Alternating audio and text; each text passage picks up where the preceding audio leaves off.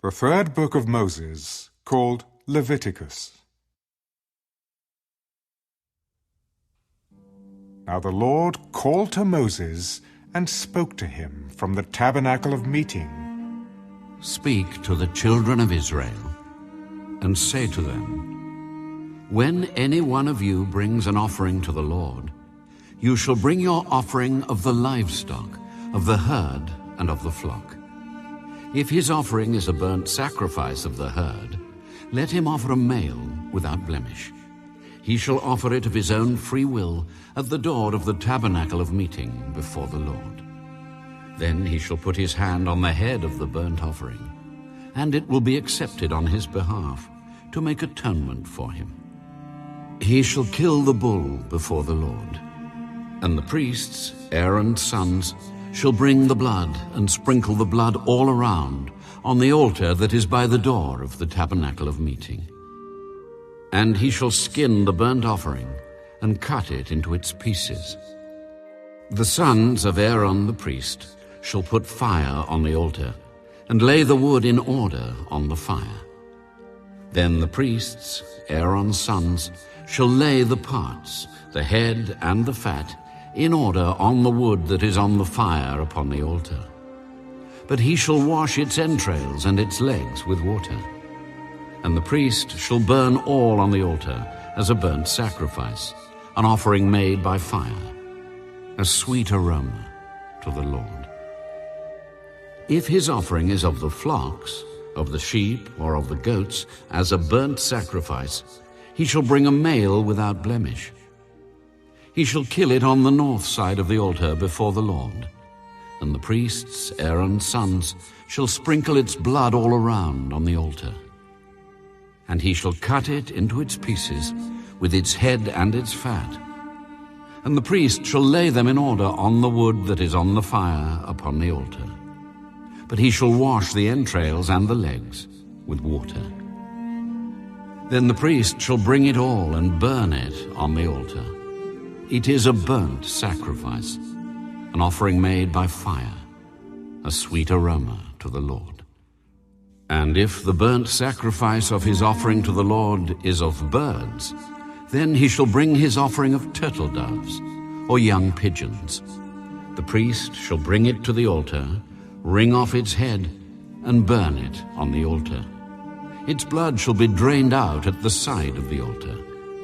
And he shall remove its crop with its feathers, and cast it beside the altar on the east side, into the place for ashes. Then he shall split it at its wings, but shall not divide it completely. And the priest shall burn it on the altar, on the wood that is on the fire. It is a burnt sacrifice, an offering made by fire, a sweet aroma to the Lord.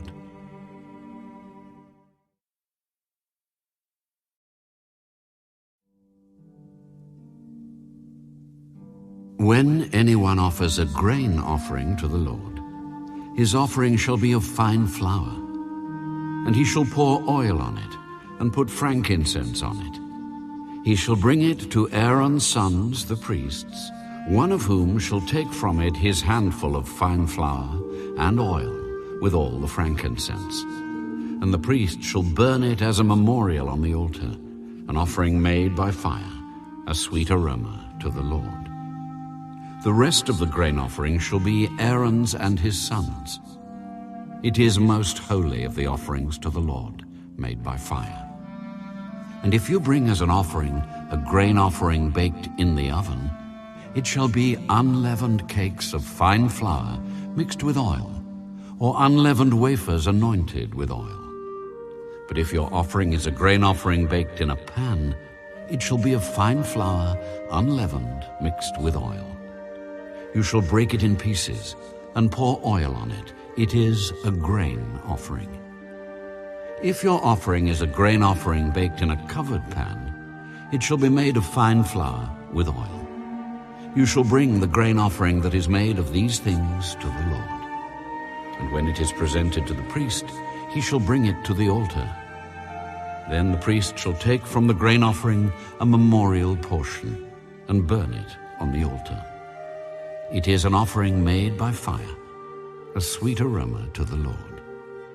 And what is left of the grain offering shall be Aaron's and his sons. It is most holy of the offerings to the Lord made by fire.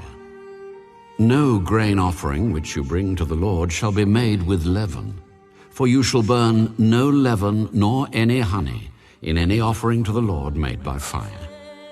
As for the offering of the first fruits, you shall offer them to the Lord, but they shall not be burned on the altar for a sweet aroma. And every offering of your grain offering you shall season with salt.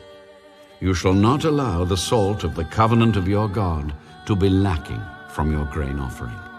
With all your offerings you shall offer salt. If you offer a grain offering of your first fruits to the Lord, you shall offer for the grain offering of your first fruits green heads of grain roasted on the fire, grain beaten from full heads.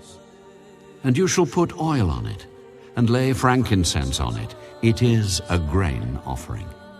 Then the priest shall burn the memorial portion, part of its beaten grain and part of its oil with all the frankincense, as an offering made by fire to the Lord.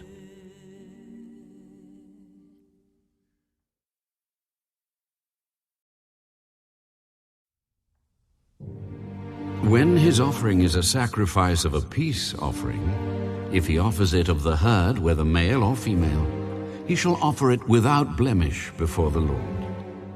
And he shall lay his hand on the head of his offering, and kill it at the door of the tabernacle of meeting.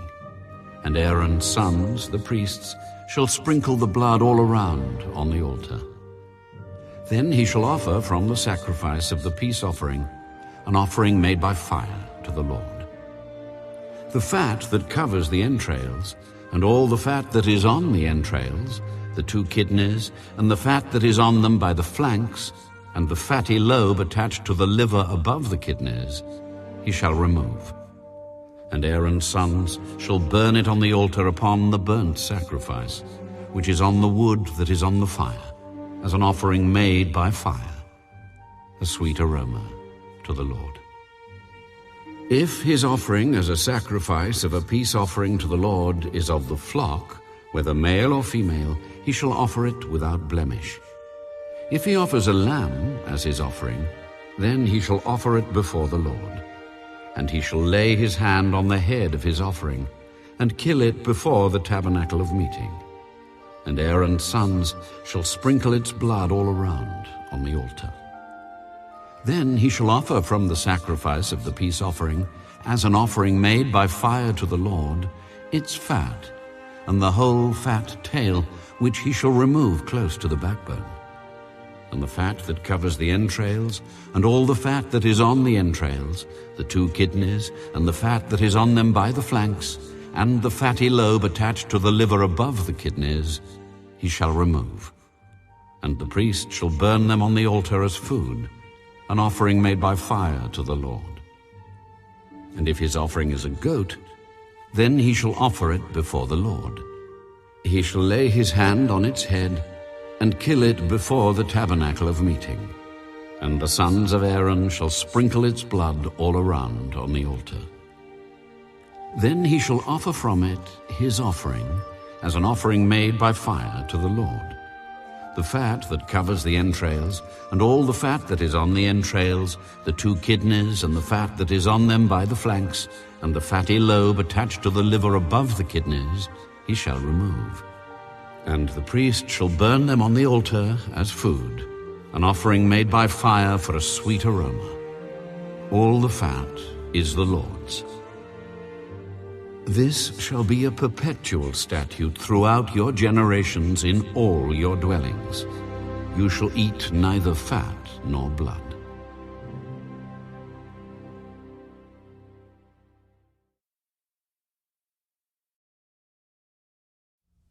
Now the Lord spoke to Moses, saying, Speak to the children of Israel, saying, If a person sins unintentionally against any of the commandments of the Lord in anything which ought not to be done, and does any of them, if the anointed priest sins, bringing guilt on the people, then let him offer to the Lord for his sin which he has sinned a young bull without blemish as a sin offering. He shall bring the bull to the door of the tabernacle of meeting before the Lord, lay his hand on the bull's head, and kill the bull before the Lord. Then the anointed priest shall take some of the bull's blood and bring it to the tabernacle of meeting. The priest shall dip his finger in the blood and sprinkle some of the blood 7 times before the Lord, in front of the veil of the sanctuary. And the priest shall put some of the blood on the horns of the altar of sweet incense before the Lord, which is in the tabernacle of meeting. And he shall pour the remaining blood of the bull at the base of the altar of the burnt offering, which is at the door of the tabernacle of meeting.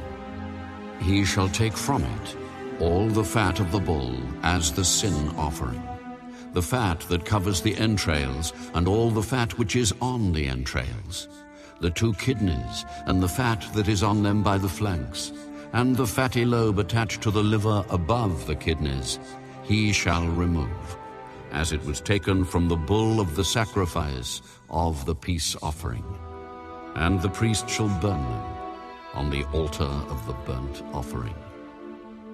But the bull's hide and all its flesh, with its head and legs, its entrails and offal, the whole bull he shall carry outside the camp to a clean place, where the ashes are poured out, and burn it on wood with fire. Where the ashes are poured out, it shall be burned. Now, if the whole congregation of Israel sins unintentionally, and the thing is hidden from the eyes of the assembly, and they have done something against any of the commandments of the Lord in anything which should not be done, and are guilty, when the sin which they have committed becomes known, then the assembly shall offer a young bull for the sin, and bring it before the tabernacle of meeting. And the elders of the congregation shall lay their hands on the head of the bull before the Lord. Then the bull shall be killed before the Lord. The anointed priest shall bring some of the bull's blood to the tabernacle of meeting. Then the priest shall dip his finger in the blood and sprinkle it 7 times before the Lord in front of the veil. And he shall put some of the blood on the horns of the altar which is before the Lord, which is in the tabernacle of meeting. And he shall pour the remaining blood at the base of the altar of burnt offering, which is at the door of the tabernacle of meeting. He shall take all the fat from it, and burn it on the altar. And he shall do with the bull as he did with the bull as a sin offering. Thus he shall do with it. So the priest shall make atonement for them, and it shall be forgiven them. Then he shall carry the bull outside the camp and burn it, as he burned the first bull. It is a sin offering for the assembly. When a ruler has sinned and done something unintentionally against any of the commandments of the Lord his God in anything which should not be done, and is guilty, or if his sin which he has committed comes to his knowledge, he shall bring as his offering a kid of the goats, a male without blemish. And he shall lay his hand on the head of the goat, and kill it at the place where they kill the burnt offering before the Lord. It is a sin offering. The priest shall take some of the blood of the sin offering with his finger, put it on the horns of the altar of burnt offering, and pour its blood at the base of the altar of burnt offering. And he shall burn all its fat on the altar, like the fat of the sacrifice of the peace offering. So the priest shall make atonement for him concerning his sin, and it shall be forgiven him. If any one of the common people sins unintentionally by doing something against any of the commandments of the Lord in anything which ought not to be done, and is guilty, or if his sin which he has committed comes to his knowledge, then he shall bring as his offering a kid of the goats, a female without blemish, for his sin which he has committed. And he shall lay his hand on the head of the sin offering, and kill the sin offering at the place of the burnt offering. Then the priest shall take some of its blood with his finger, put it on the horns of the altar of burnt offering, and pour all the remaining blood at the base of the altar. He shall remove all its fat, as fat is removed from the sacrifice of the peace offering. And the priest shall burn it on the altar for a sweet aroma to the Lord. So the priest shall make atonement for him, and it shall be forgiven him. If he brings a lamb as his sin offering, he shall bring a female without blemish. Then he shall lay his hand on the head of the sin offering and kill it as a sin offering at the place where they kill the burnt offering. The priest shall take some of the blood of the sin offering with his finger, put it on the horns of the altar of burnt offering, and pour all the remaining blood at the base of the altar. He shall remove all its fat, as the fat of the lamb is removed from the sacrifice of the peace offering. Then the priest shall burn it on the altar, according to the offerings made by fire to the Lord. So the priest shall make atonement for his sin that he has committed, and it shall be forgiven him.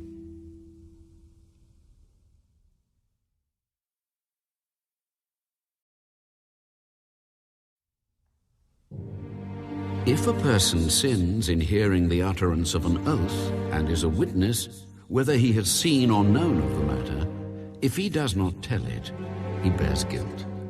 Or if a person touches any unclean thing, whether it is the carcass of an unclean beast, or the carcass of unclean livestock, or the carcass of unclean creeping things, and he is unaware of it, he also shall be unclean and guilty.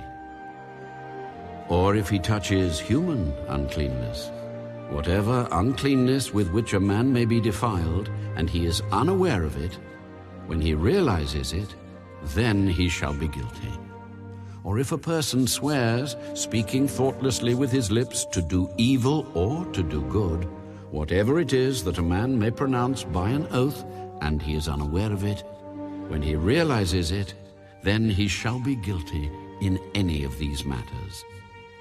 And it shall be, when he is guilty in any of these matters, that he shall confess that he has sinned in that thing. And he shall bring his trespass offering to the Lord for his sin which he has committed, a female from the flock, a lamb, or a kid of the goats, as a sin offering. So the priest shall make atonement for him concerning his sin.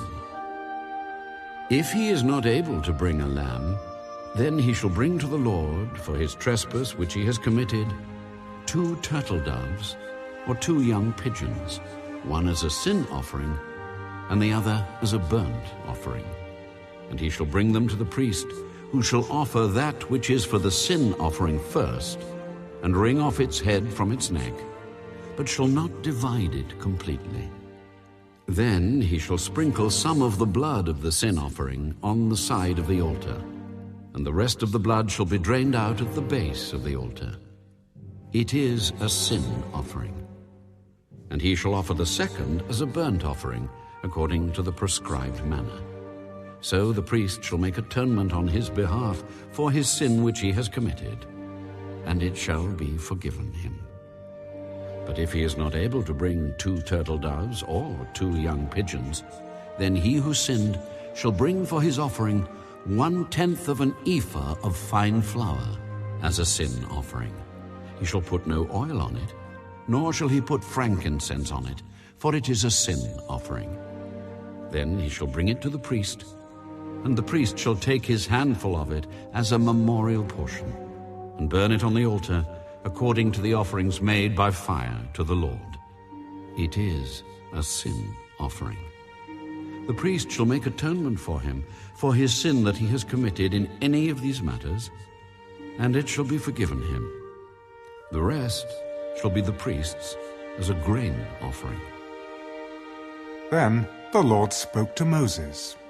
If a person commits a trespass and sins unintentionally in regard to the holy things of the Lord, then he shall bring to the Lord as his trespass offering a ram without blemish from the flocks, with your valuation in shekels of silver, according to the shekel of the sanctuary, as a trespass offering. And he shall make restitution for the harm that he has done in regard to the holy thing, and shall add 1/5 to it, and give it to the priest. So the priest shall make atonement for him with the ram of the trespass offering, and it shall be forgiven him. If a person sins and commits any of these things which are forbidden to be done by the commandments of the Lord, though he does not know it, yet he is guilty, and shall bear his iniquity. And he shall bring to the priest a ram without blemish from the flock, with your valuation, as a trespass offering. So the priest shall make atonement for him regarding his ignorance in which he erred, and did not know it, and it shall be forgiven him. It is a trespass offering. He has certainly trespassed against the Lord.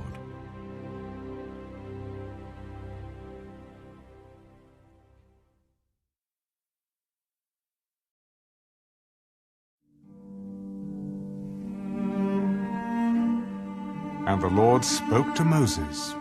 If a person sins and commits a trespass against the Lord by lying to his neighbor about what was delivered to him for safekeeping, or about a pledge, or about a robbery, or if he has extorted from his neighbor, or if he has found what was lost and lies concerning it, and swears falsely, in any one of these things that a man may do in which he sins, then it shall be, because he has sinned and is guilty, that he shall restore what he has stolen, or the thing which he has extorted, or what was delivered to him for safekeeping, or the lost thing which he found, or all that about which he has sworn falsely.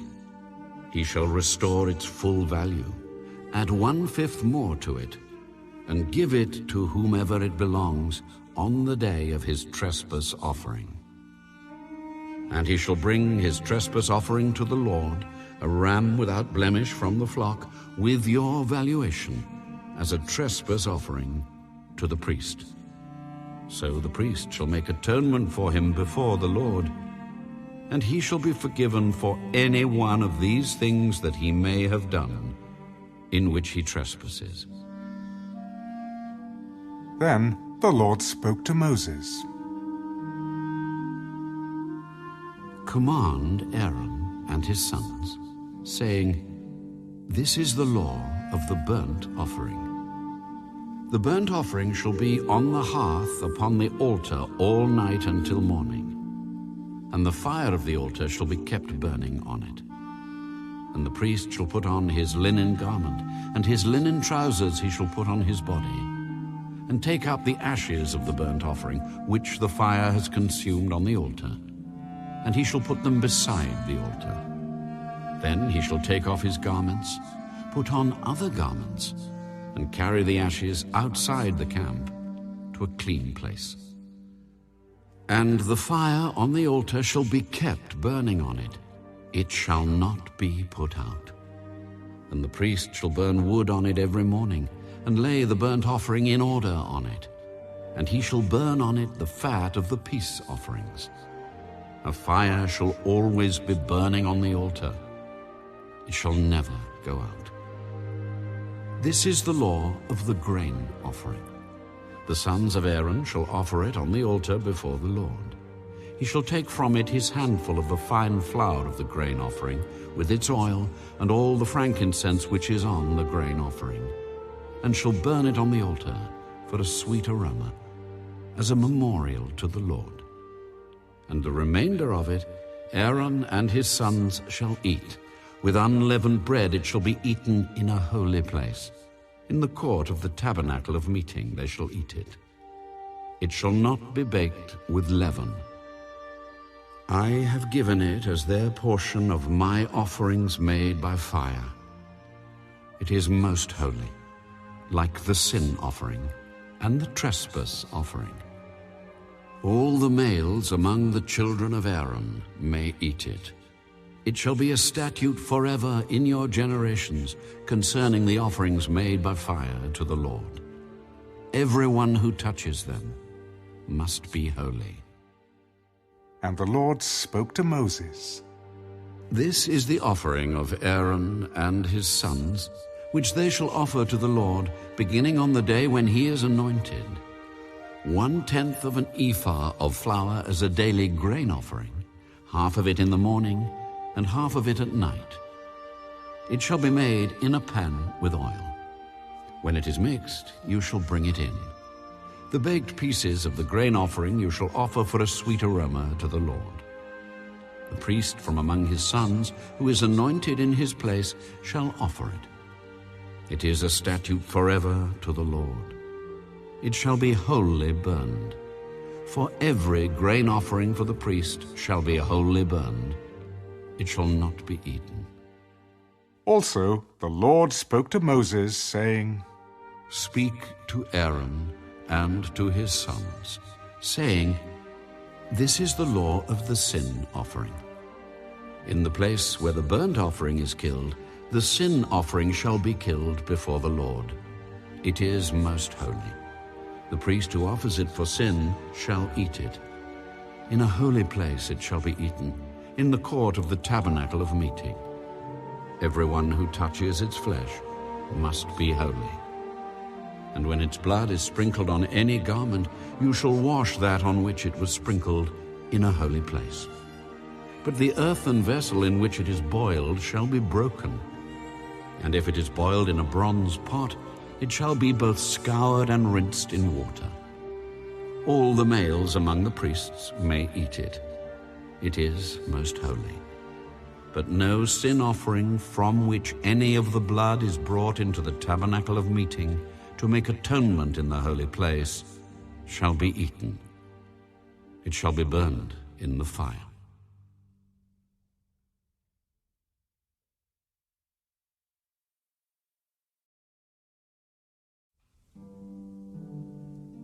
Likewise, this is the law of the trespass offering. It is most holy.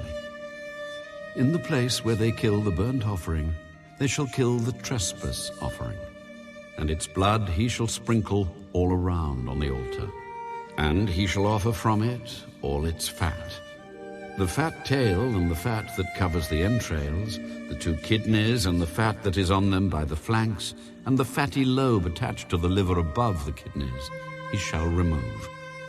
And the priest shall burn them on the altar as an offering made by fire to the Lord. It is a trespass offering. Every male among the priests may eat it. It shall be eaten in a holy place. It is most holy.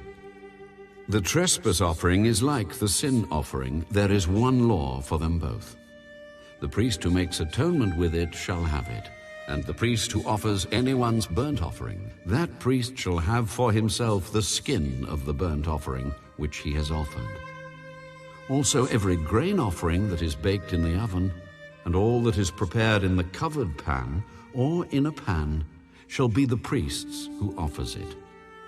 Every grain offering, whether mixed with oil or dry, shall belong to all the sons of Aaron, to one as much as the other. This is the law of the sacrifice of peace offerings, which he shall offer to the Lord. If he offers it for a thanksgiving, then he shall offer with the sacrifice of thanksgiving unleavened cakes mixed with oil, unleavened wafers anointed with oil, or cakes of blended flour mixed with oil. Besides the cakes, as his offering he shall offer leavened bread with the sacrifice of thanksgiving of his peace offering. And from it he shall offer 1 cake from each offering as a heave offering to the Lord. It shall belong to the priest who sprinkles the blood of the peace offering.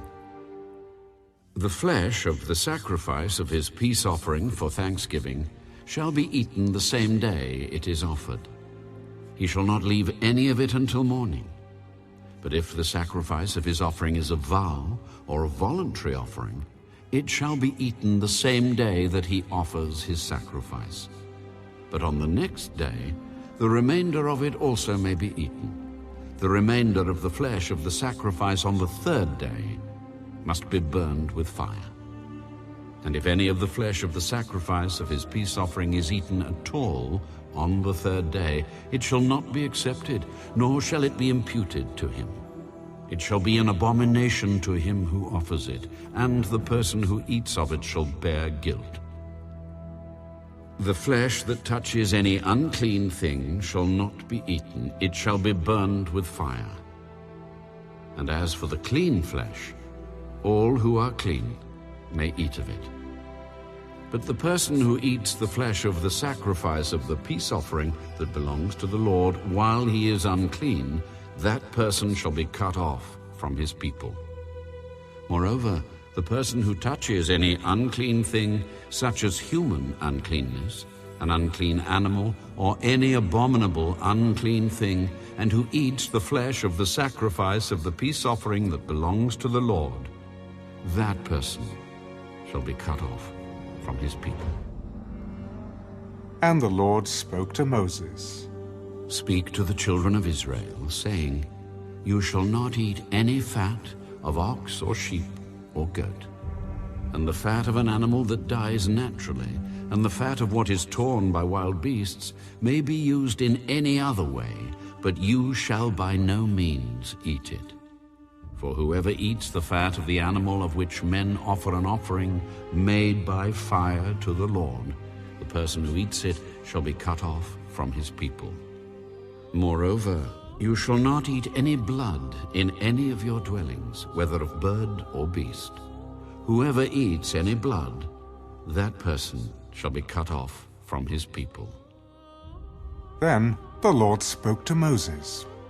Speak to the children of Israel, saying, He who offers the sacrifice of his peace offering to the Lord shall bring his offering to the Lord from the sacrifice of his peace offering. His own hands shall bring the offerings made by fire to the Lord. The fat with the breast he shall bring, that the breast may be waved as a wave offering before the Lord. And the priest shall burn the fat on the altar, but the breast shall be Aaron's and his sons'. Also the right thigh you shall give to the priest as a heave offering from the sacrifices of your peace offerings. He among the sons of Aaron who offers the blood of the peace offering and the fat shall have the right thigh for his part. For the breast of the wave offering and the thigh of the heave offering I have taken from the children of Israel, from the sacrifices of their peace offerings, and I have given them to Aaron the priest and to his sons from the children of Israel by a statute forever. This is the consecrated portion for Aaron and his sons, from the offerings made by fire to the Lord on the day when Moses presented them to minister to the Lord as priests. The Lord commanded this to be given to them by the children of Israel on the day that he anointed them, by a statute forever throughout their generations. This is the law of the burnt offering, the grain offering, the sin offering, the trespass offering, the consecrations, and the sacrifice of the peace offering, which the Lord commanded Moses on Mount Sinai, on the day when he commanded the children of Israel to offer their offerings to the Lord in the wilderness of Sinai.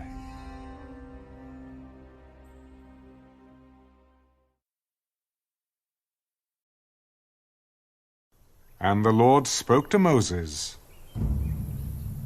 Take Aaron and his sons with him, and the garments, the anointing oil, a bull as the sin offering, 2 rams, and a basket of unleavened bread, and gather all the congregation together at the door of the tabernacle of meeting. So Moses did as the Lord commanded him, and the congregation was gathered together at the door of the tabernacle of meeting.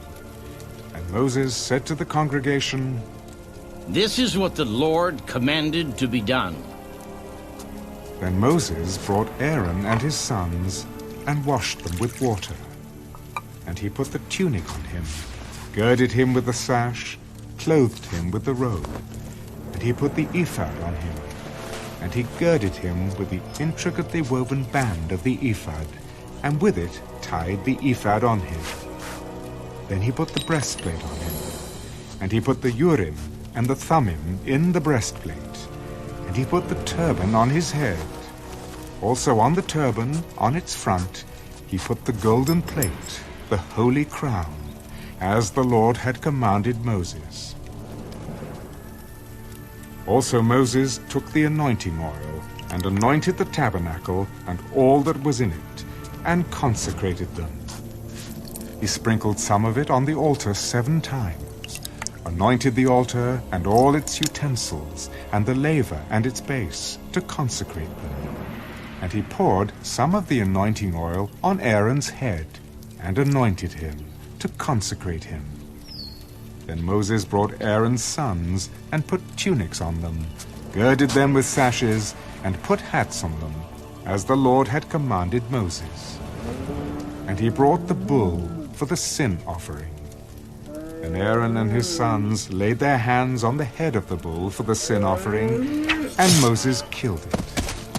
Then he took the blood, and put some on the horns of the altar all around with his finger, and purified the altar. And he poured the blood at the base of the altar, and consecrated it to make atonement for it. Then he took all the fat that was on the entrails, the fatty lobe attached to the liver, and the 2 kidneys with their fat, and Moses burned them on the altar. But the bull, its hide, its flesh, and its offal, he burned with fire outside the camp, as the Lord had commanded Moses. Then he brought the ram as the burnt offering, and Aaron and his sons laid their hands on the head of the ram, and Moses killed it. Then he sprinkled the blood all around on the altar, and he cut the ram into pieces, and Moses burnt the head, the pieces, and the fat. Then he washed the entrails and the legs in water.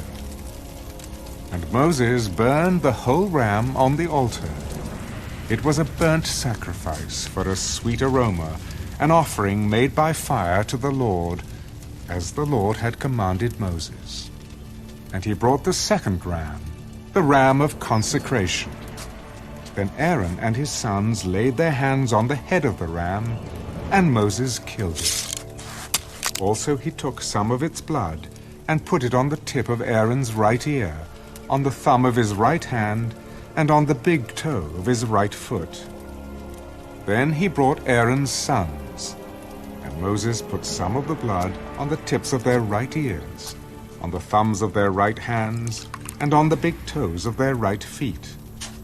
And Moses sprinkled the blood all around on the altar. Then he took the fat, and the fat tail, all the fat that was on the entrails, the fatty lobe attached to the liver, the 2 kidneys and their fat, and the right thigh. And from the basket of unleavened bread that was before the Lord, he took 1 unleavened cake, a cake of bread anointed with oil, and 1 wafer, and put them on the fat, and on the right thigh. And he put all these in Aaron's hands, and in his sons' hands, and waved them as a wave offering before the Lord. Then Moses took them from their hands, and burned them on the altar, on the burnt offering. They were consecration offerings for a sweet aroma. That was an offering made by fire to the Lord. And Moses took the breast, and waved it as a wave offering before the Lord. It was Moses' part of the ram of consecration, as the Lord had commanded Moses.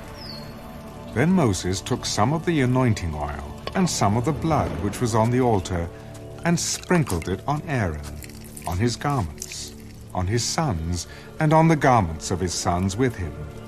And he consecrated Aaron, his garments, his sons, and the garments of his sons with him. And Moses said to Aaron and his sons, Boil the flesh at the door of the tabernacle of meeting, and eat it there with the bread that is in the basket of consecration offerings, as I commanded, saying, Aaron and his sons shall eat it. What remains of the flesh and of the bread you shall burn with fire, and you shall not go outside the door of the tabernacle of meeting for 7 days, until the days of your consecration are ended. For 7 days he shall consecrate you, as he has done this day, so the Lord has commanded to do, to make atonement for you. Therefore, you shall stay at the door of the tabernacle of meeting day and night for 7 days, and keep the charge of the Lord, so that you may not die. For so I have been commanded. So Aaron and his sons did all the things that the Lord had commanded by the hand of Moses.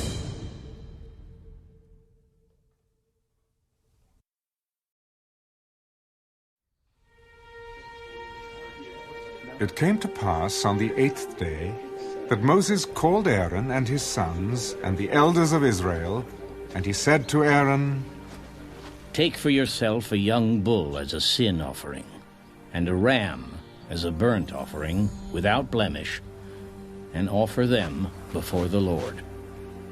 And to the children of Israel you shall speak, saying, Take a kid of the goats as a sin offering, and a calf and a lamb, both of the first year, without blemish, as a burnt offering, also a bull and a ram as peace offerings, to sacrifice before the Lord, and a grain offering mixed with oil. For today the Lord will appear to you. So they brought what Moses commanded before the tabernacle of meeting. And all the congregation drew near and stood before the Lord. Then Moses said, This is the thing which the Lord commanded you to do, and the glory of the Lord will appear to you. Moses said to Aaron, Go to the altar, offer your sin offering and your burnt offering, and make atonement for yourself and for the people. Offer the offering of the people, and make atonement for them, as the Lord commanded. Aaron therefore went to the altar and killed the calf of the sin offering, which was for himself. Then the sons of Aaron brought the blood to him, and he dipped his finger in the blood, put it on the horns of the altar, and poured the blood at the base of the altar. But the fat, the kidneys, and the fatty lobe from the liver of the sin offering he burned on the altar, as the Lord had commanded Moses. The flesh and the hide he burned with fire outside the camp, and he killed the burnt offering. And Aaron's sons presented to him the blood, which he sprinkled all around on the altar. Then they presented the burnt offering to him, with its pieces and head, and he burned them on the altar. And he washed the entrails and the legs, and burned them with the burnt offering on the altar. Then he brought the people's offering, and took the goat, which was the sin offering for the people, and killed it, and offered it for sin, like the first one. And he brought the burnt offering, and offered it, according to the prescribed manner. Then he brought the grain offering, took a handful of it, and burned it on the altar, besides the burnt sacrifice of the morning. He also killed the bull and the ram as sacrifices of peace offerings, which were for the people. And Aaron's sons presented to him the blood, which he sprinkled all around on the altar, and the fat from the bull and the ram, the fatty tail, what covers the entrails and the kidneys, and the fatty lobe attached to the liver. And they put the fat on the breasts. Then he burned the fat on the altar. But the breasts and the right thigh Aaron waved as a wave offering before the Lord, as Moses had commanded. Then Aaron lifted his hand toward the people, blessed them, and came down from offering the sin offering, the burnt offering, and peace offerings. And Moses and Aaron went into the tabernacle of meeting, and came out and blessed the people. Then the glory of the Lord appeared to all the people, and fire came out from before the Lord, and consumed the burnt offering and the fat on the altar. When all the people saw it, they shouted and fell on their faces.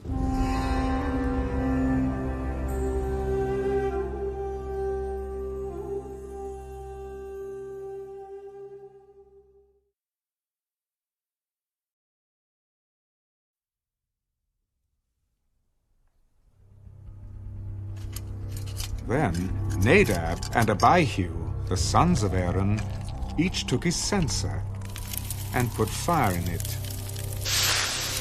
put incense on it, and offered profane fire before the Lord, which he had not commanded them. So fire went out from the Lord and devoured them. And they died before the Lord. And Moses said to Aaron, This is what the Lord spoke, saying, By those who come near me I must be regarded as holy, and before all the people I must be glorified. So Aaron held his peace. Then Moses called Mishael and Elzaphan, the sons of Uzziel, the uncle of Aaron, and said to them, Come near, carry your brethren from before the sanctuary out of the camp. So they went near and carried them by their tunics out of the camp, as Moses had said. And Moses said to Aaron and to Eleazar and Ithamar his sons, Do not uncover your heads, nor tear your clothes, lest you die, and wrath come upon all the people. But let your brethren, the whole house of Israel, bewail the burning which the Lord has kindled. You shall not go out from the door of the tabernacle of meeting, lest you die. For the anointing oil of the Lord is upon you. And they did according to the word of Moses.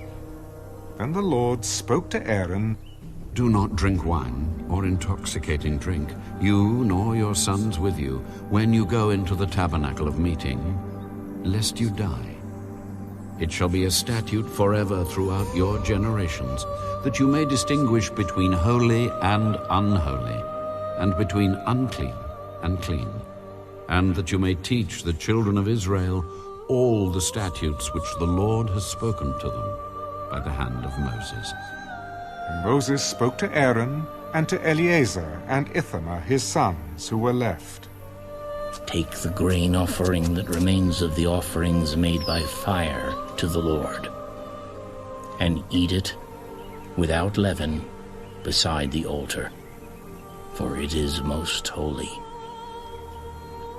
You shall eat it in a holy place, because it is your due and your sons' due, of the sacrifices made by fire to the Lord, for so I have been commanded.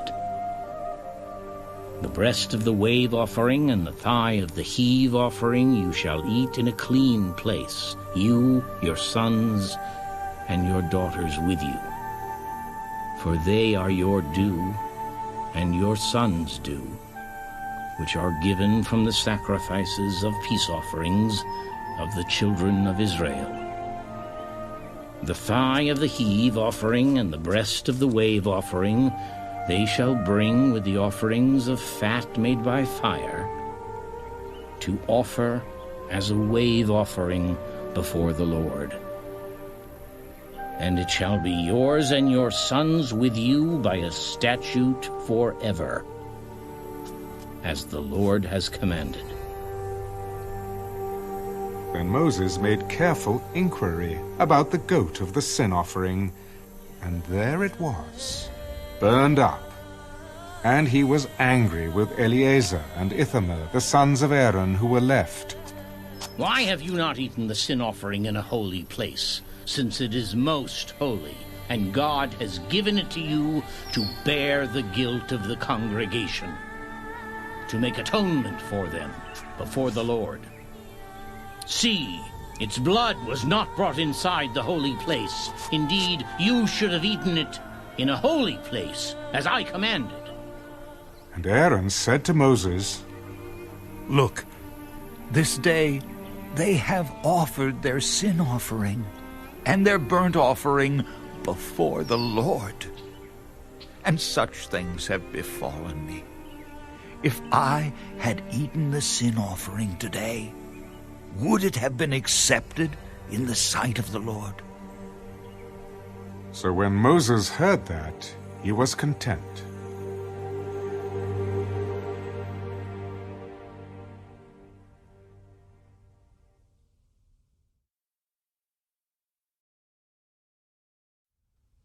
Now the Lord spoke to Moses and Aaron, Speak to the children of Israel, saying, These are the animals which you may eat among all the animals that are on the earth.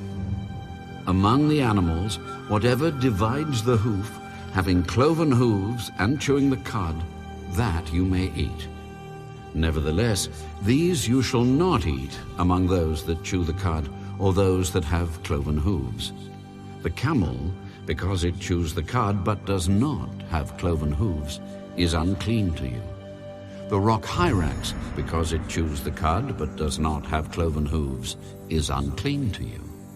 The hare, because it chews the cud but does not have cloven hooves, is unclean to you. And the swine, though it divides the hoof, having cloven hooves, yet does not chew the cud, is unclean to you. Their flesh you shall not eat, and their carcasses you shall not touch. They are unclean to you. These you may eat of all that are in the water. Whatever in the water has fins and scales, whether in the seas or in the rivers, that you may eat. But all in the seas or in the rivers that do not have fins and scales, all that move in the water, or any living thing which is in the water, they are an abomination to you. They shall be an abomination to you. You shall not eat their flesh, but you shall regard their carcasses as an abomination. Whatever in the water does not have fins or scales, that shall be an abomination to you. And these you shall regard as an abomination among the birds. They shall not be eaten. They are an abomination.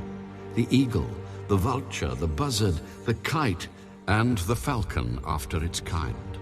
Every raven after its kind, the ostrich, the short-eared owl, the seagull, and the hawk after its kind, the little owl, the fisher owl, and the screech owl, the white owl, the jackdaw, and the carrion vulture. The stork, the heron after its kind, the hoopoe, and the bat. All flying insects that creep on all fours shall be an abomination to you. Yet these you may eat of every flying insect that creeps on all fours. Those which have jointed legs above their feet with which to leap on the earth, these you may eat. The locust after its kind, the destroying locust after its kind, the cricket after its kind, and the grasshopper after its kind. But all other flying insects which have 4 feet shall be an abomination to you. By these you shall become unclean. Whoever touches the carcass of any of them shall be unclean until evening. Whoever carries part of the carcass of any of them shall wash his clothes and be unclean until evening. The carcass of any animal which divides the foot but is not cloven-hoofed or does not chew the cud is unclean to you. Everyone who touches it shall be unclean. And whatever goes on its paws among all kinds of animals that go on all fours, those are unclean to you. Whoever touches any such carcass shall be unclean until evening. Whoever carries any such carcass shall wash his clothes and be unclean until evening. It is unclean to you. These also shall be unclean to you among the creeping things that creep on the earth: the mole, the mouse, and the large lizard after its kind, the gecko, the monitor lizard, the sand reptile, the sand lizard, and the chameleon. These are unclean to you among all that creep. Whoever touches them when they are dead shall be unclean until evening. Anything on which any of them falls when they are dead shall be unclean, whether it is any item of wood or clothing or skin or sack. Whatever item it is in which any work is done, it must be put in water, and it shall be unclean until evening. Then it shall be clean. Any earthen vessel into which any of them falls you shall break, and whatever is in it shall be unclean.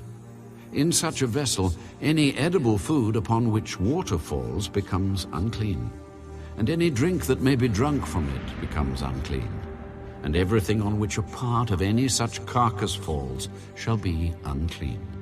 Whether it is an oven or cooking stove, it shall be broken down, for they are unclean, and shall be unclean to you.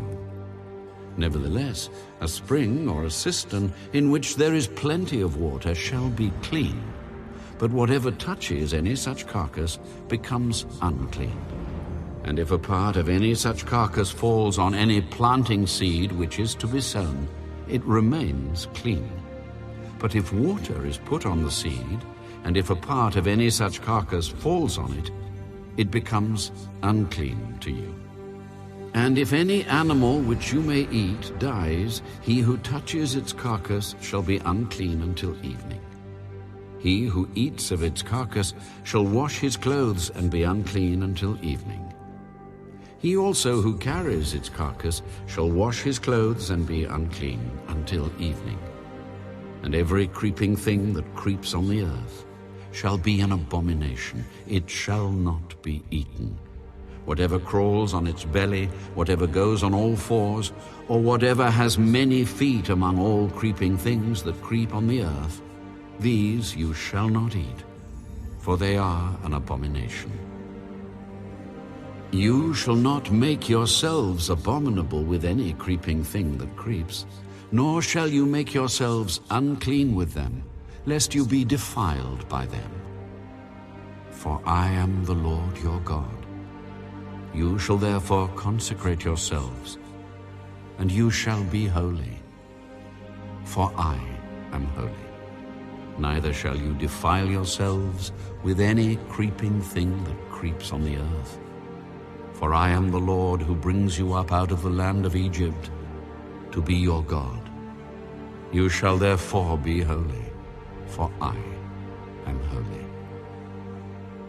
This is the law of the animals and the birds and every living creature that moves in the waters, and of every creature that creeps on the earth, to distinguish between the unclean and the clean, and between the animal that may be eaten and the animal that may not be eaten.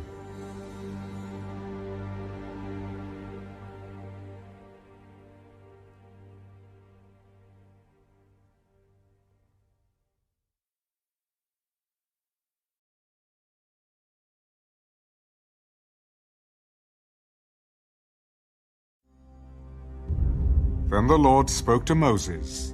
Speak to the children of Israel, saying, If a woman has conceived and borne a male child, then she shall be unclean 7 days.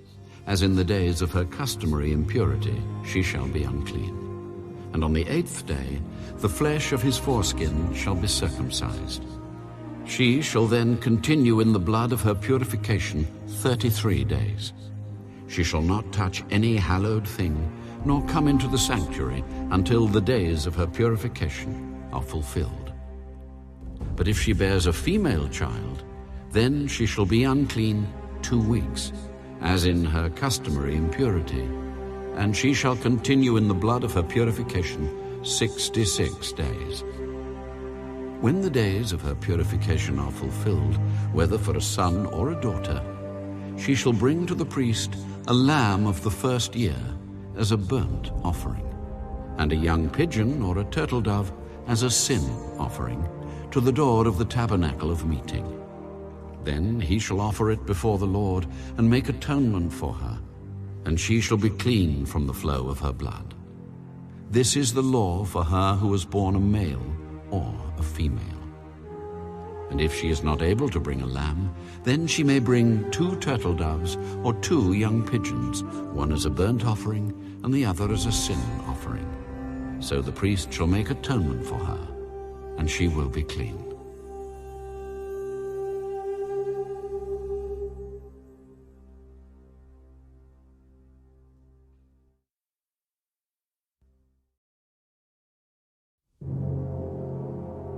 And the Lord spoke to Moses and Aaron.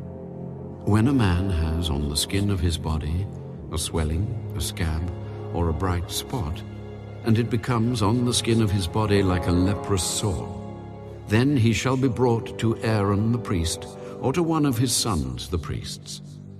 The priest shall examine the sore on the skin of the body, and if the hair on the sore has turned white, and the sore appears to be deeper than the skin of his body, it is a leprous sore.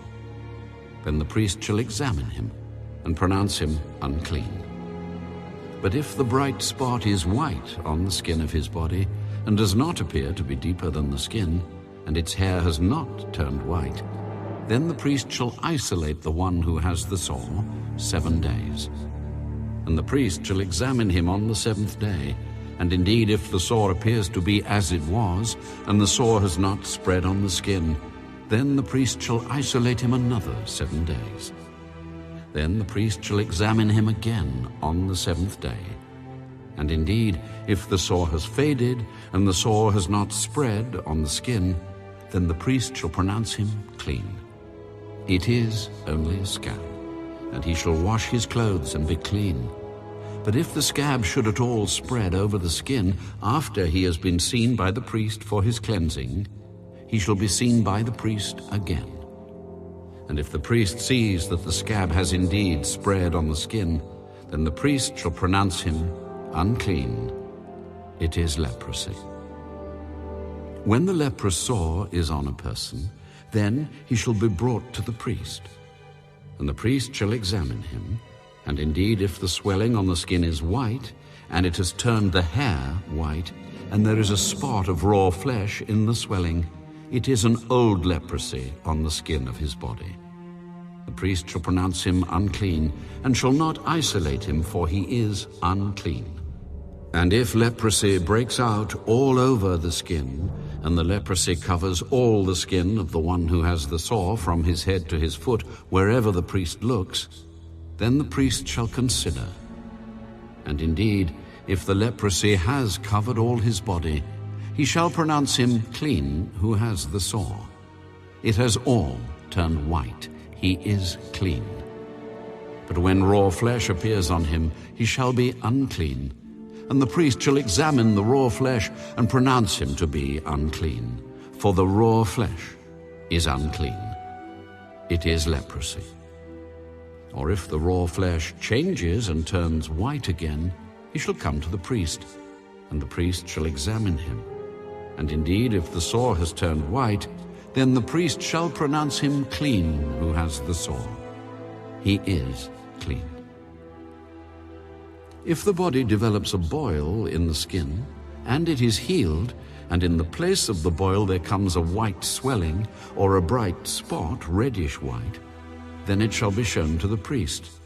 And if, when the priest sees it, it indeed appears deeper than the skin, and its hair has turned white, the priest shall pronounce him unclean. It is a leprous sore which has broken out of the boil. But if the priest examines it, and indeed there are no white hairs in it, and it is not deeper than the skin, but has faded, then the priest shall isolate him 7 days.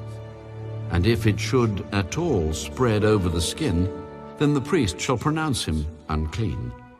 It is a leprous sore. But if the bright spot stays in one place and has not spread, it is the scar of the boil, and the priest shall pronounce him clean. Or if the body receives a burn on its skin by fire, and the raw flesh of the burn becomes a bright spot, reddish white or white, then the priest shall examine it. And indeed, if the hair of the bright spot has turned white, and it appears deeper than the skin, it is leprosy broken out in the burn. Therefore the priest shall pronounce him unclean. It is a leprous sore. But if the priest examines it, and indeed there are no white hairs in the bright spot, and it is not deeper than the skin, but has faded, then the priest shall isolate him 7 days. And the priest shall examine him on the 7th day. If it has at all spread over the skin, then the priest shall pronounce him unclean. It is a leprous sore. But if the bright spot stays in one place, and has not spread on the skin, but has faded, it is a swelling from the burn. The priest shall pronounce him clean, for it is the scar from the burn. If a man or woman has a sore on the head or the beard, then the priest shall examine the sore. And indeed, if it appears deeper than the skin, and there is in it thin yellow hair, then the priest shall pronounce him unclean. It is a scaly leprosy of the head or beard. But if the priest examines the scaly sore, and indeed it does not appear deeper than the skin, and there is no black hair in it, then the priest shall isolate the one who has the scale 7 days. And on the 7th day the priest shall examine the sore. And indeed, if the scale has not spread, and there is no yellow hair in it, and the scale does not appear deeper than the skin, he shall shave himself, but the scale he shall not shave. And the priest shall isolate the one who has the scale another 7 days. On the 7th day the priest shall examine the scale, and indeed if the scale has not spread over the skin, and does not appear deeper than the skin, then the priest shall pronounce him clean. He shall wash his clothes and be clean. But if the scale should at all spread over the skin after his cleansing, then the priest shall examine him. And indeed, if the scale has spread over the skin, the priest need not seek for yellow hair. He is unclean. But if the scale appears to be at a standstill, and there is black hair grown up in it, the scale has healed. He is clean, and the priest shall pronounce him clean. If a man or a woman has bright spots on the skin of the body, specifically white, bright spots, then the priest shall look. And indeed, if the bright spots on the skin of the body are dull white, it is a white spot that grows on the skin. He is clean. As for the man whose hair has fallen from his head, he is bald, but he is clean. He whose hair has fallen from his forehead, he is bald on the forehead, but he is clean. And if there is on the bald head or bald forehead a reddish-white sore, it is leprosy breaking out on his bald head or his bald forehead. Then the priest shall examine it. And indeed, if the swelling of the sore is reddish-white on his bald head or on his bald forehead, as the appearance of leprosy on the skin of the body, he is a leprous man. He is unclean. The priest shall surely pronounce him unclean. His sore is on his head. Now the leper on whom the sore is, his clothes shall be torn, and his head bare. And he shall cover his mustache, and cry, unclean, unclean. He shall be unclean. All the days he has the sore, he shall be unclean. He is unclean, and he shall dwell alone. His dwelling shall be outside the camp. Also, if a garment has a leprous plague in it, whether it is a woolen garment or a linen garment, whether it is in the warp or woof of linen or wool, whether in leather or in anything made of leather, and if the plague is greenish or reddish in the garment or in the leather, whether in the warp or in the woof, or in anything made of leather, it is a leprous plague, and shall be shown to the priest. The priest shall examine the plague, and isolate that which has the plague 7 days. And he shall examine the plague on the 7th day. If the plague has spread in the garment, either in the warp or in the woof, in the leather or in anything made of leather, the plague is an active leprosy. It is unclean. He shall therefore burn that garment in which is the plague, whether warp or woof, in wool or in linen, or anything of leather, for it is an active leprosy. The garment shall be burned in the fire. But if the priest examines it, and indeed the plague has not spread in the garment, either in the warp or in the woof, or in anything made of leather, then the priest shall command that they wash the thing in which is the plague, and he shall isolate it another 7 days. Then the priest shall examine the plague after it has been washed, And indeed, if the plague has not changed its color, though the plague has not spread, it is unclean, and you shall burn it in the fire. It continues eating away, whether the damage is outside or inside. If the priest examines it, and indeed the plague has faded after washing it, then he shall tear it out of the garment, whether out of the warp or out of the woof or out of the leather. But if it appears again in the garment, either in the warp or in the woof or in anything made of leather, it is a spreading plague. You shall burn with fire that in which is the plague. And if you wash the garment, either warp or woof or whatever is made of leather, if the plague has disappeared from it, then it shall be washed a second time and shall be clean. This is the law of the leprous plague in a garment of wool or linen, either in the warp or woof or in anything made of leather, to pronounce it clean or to pronounce it unclean.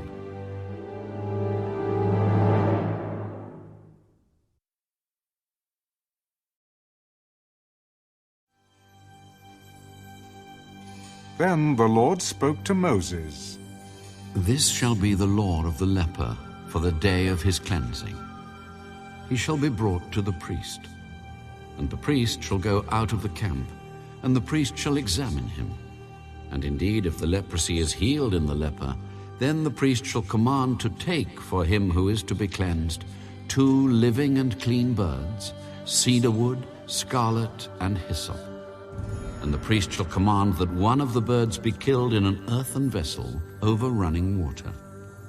As for the living bird, he shall take it, the cedar wood and the scarlet and the hyssop, and dip them and the living bird in the blood of the bird that was killed over the running water.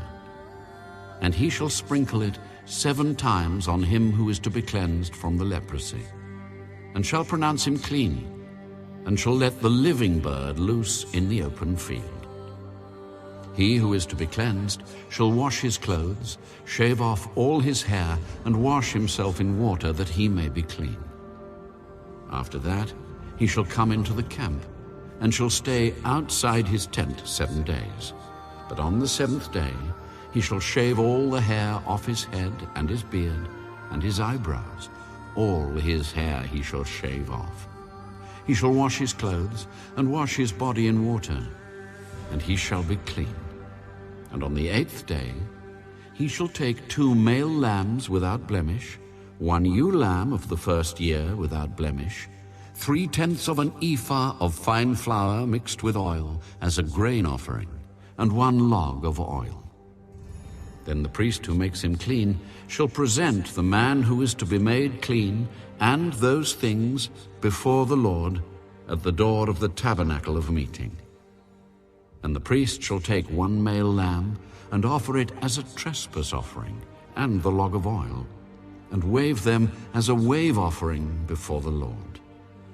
Then he shall kill the lamb in the place where he kills the sin offering and the burnt offering, in a holy place. For as the sin offering is the priest's, so is the trespass offering. It is most holy. The priest shall take some of the blood of the trespass offering, and the priest shall put it on the tip of the right ear of him who is to be cleansed, on the thumb of his right hand, and on the big toe of his right foot. And the priest shall take some of the log of oil, and pour it into the palm of his own left hand. Then the priest shall dip his right finger in the oil that is in his left hand, and shall sprinkle some of the oil with his finger 7 times before the Lord. And of the rest of the oil in his hand, the priest shall put some on the tip of the right ear of him who is to be cleansed, on the thumb of his right hand, and on the big toe of his right foot, on the blood of the trespass offering. The rest of the oil that is in the priest's hand he shall put on the head of him who is to be cleansed. So the priest shall make atonement for him before the Lord. Then the priest shall offer the sin offering, and make atonement for him who is to be cleansed from his uncleanness. Afterward he shall kill the burnt offering. And the priest shall offer the burnt offering and the grain offering on the altar. So the priest shall make atonement for him, and he shall be clean. But if he is poor and cannot afford it, then he shall take one male lamb as a trespass offering to be waved, to make atonement for him, 1/10 of an ephah of fine flour mixed with oil as a grain offering, a log of oil, and 2 turtle doves or 2 young pigeons, such as he is able to afford.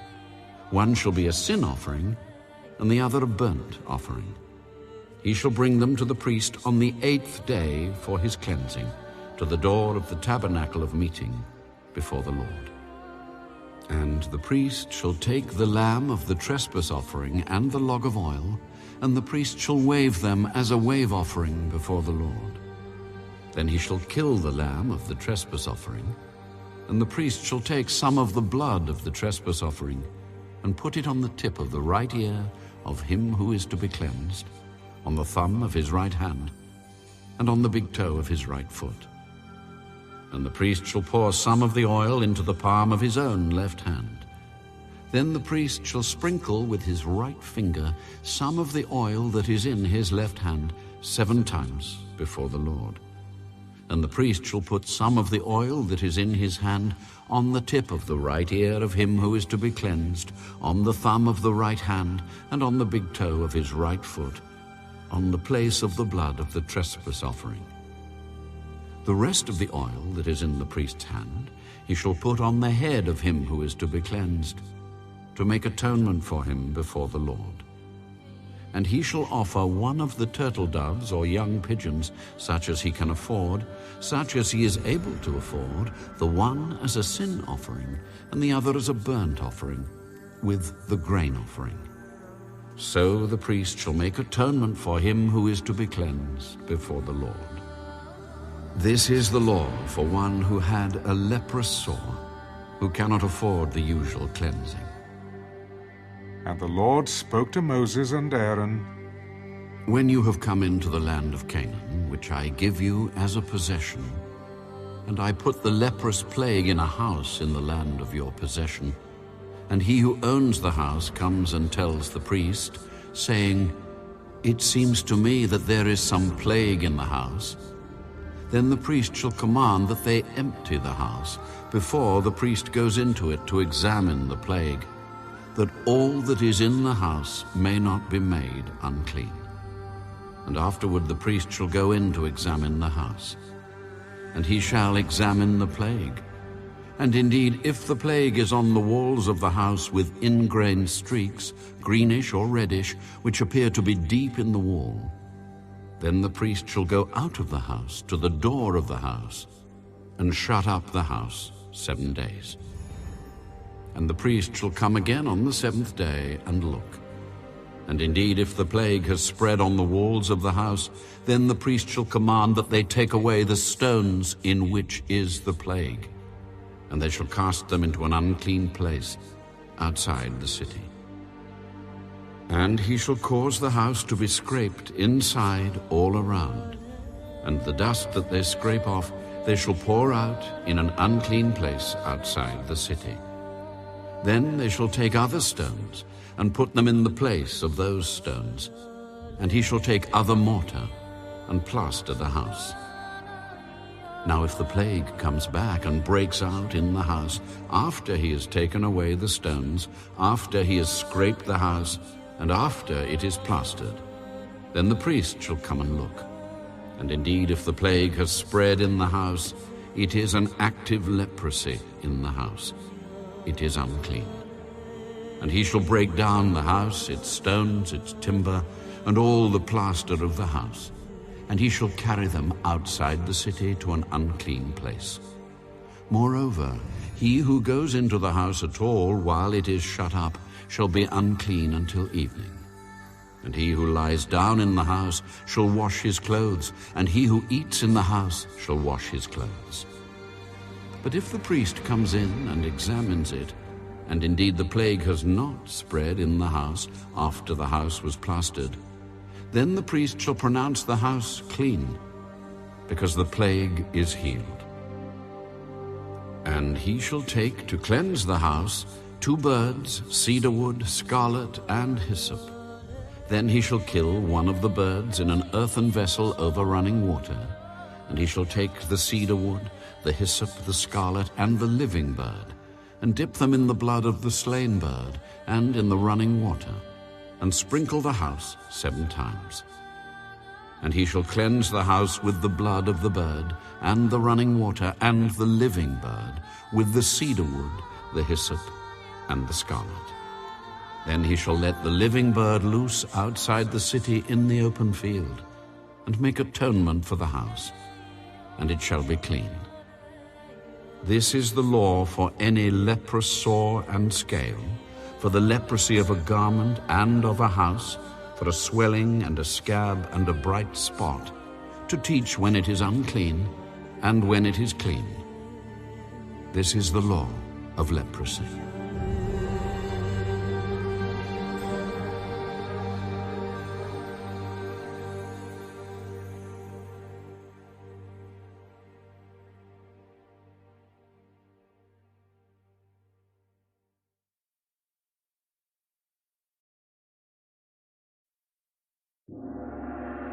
And the Lord spoke to Moses and Aaron. Speak to the children of Israel, and say to them, when any man has a discharge from his body, his discharge is unclean. And this shall be his uncleanness in regard to his discharge, whether his body runs with his discharge, or his body is stopped up by his discharge, it is his uncleanness. Every bed is unclean on which he who has the discharge lies, and everything on which he sits shall be unclean. And whoever touches his bed shall wash his clothes and bathe in water, and be unclean until evening. He who sits on anything on which he who has the discharge sat shall wash his clothes and bathe in water, and be unclean until evening. And he who touches the body of him who has the discharge shall wash his clothes and bathe in water, and be unclean until evening. If he who has the discharge spits on him who is clean, then he shall wash his clothes and bathe in water, and be unclean until evening. Any saddle on which he who has the discharge rides shall be unclean. Whoever touches anything that was under him shall be unclean until evening. He who carries any of those things shall wash his clothes and bathe in water, and be unclean until evening. And whomever the one who has the discharge touches, and has not rinsed his hands in water, he shall wash his clothes and bathe in water, and be unclean until evening. The vessel of earth that he who has the discharge touches shall be broken, and every vessel of wood shall be rinsed in water. And when he who has a discharge is cleansed of his discharge, then he shall count for himself 7 days for his cleansing, wash his clothes, and bathe his body in running water. Then he shall be clean. On the 8th day he shall take for himself 2 turtle doves or 2 young pigeons, and come before the Lord to the door of the tabernacle of meeting, and give them to the priest. Then the priest shall offer them, the one as a sin offering, and the other as a burnt offering. So the priest shall make atonement for him before the Lord, because of his discharge. If any man has an emission of semen, then he shall wash all his body in water, and be unclean until evening. And any garment and any leather on which there is semen, it shall be washed with water, and be unclean until evening. Also when a woman lies with a man, and there is an emission of semen, they shall bathe in water, and be unclean until evening. If a woman has a discharge, and the discharge from her body is blood, she shall be set apart 7 days, and whoever touches her shall be unclean until evening. Everything that she lies on during her impurity shall be unclean. Also everything that she sits on shall be unclean. Whoever touches her bed shall wash his clothes and bathe in water, and be unclean until evening. And whoever touches anything she sat on shall wash his clothes and bathe in water, and be unclean until evening. If anything is on her bed or on anything on which she sits, when he touches it, he shall be unclean until evening. And if any man lies with her at all, so that her impurity is on him, he shall be unclean 7 days, and every bed on which he lies shall be unclean. If a woman has a discharge of blood for many days, other than at the time of her customary impurity, or if it runs beyond her usual time of impurity, all the days of her unclean discharge shall be as the days of her customary impurity. She shall be unclean. Every bed on which she lies all the days of her discharge shall be to her as the bed of her impurity. And whatever she sits on shall be unclean as the uncleanness of her impurity. Whoever touches those things shall be unclean. He shall wash his clothes and bathe in water, and be unclean until evening. But if she is cleansed of her discharge, then she shall count for herself 7 days, and after that she shall be clean. And on the 8th day she shall take for herself 2 turtle doves or 2 young pigeons, and bring them to the priest to the door of the tabernacle of meeting. Then the priest shall offer the one as a sin offering and the other as a burnt offering. And the priest shall make atonement for her before the Lord for the discharge of her uncleanness. Thus you shall separate the children of Israel from their uncleanness, lest they die in their uncleanness when they defile my tabernacle that is among them. This is the law for one who has a discharge, and for him who emits semen and is unclean thereby, and for her who is indisposed because of her customary impurity, and for one who has a discharge, either man or woman, and for him who lies with her, who is unclean.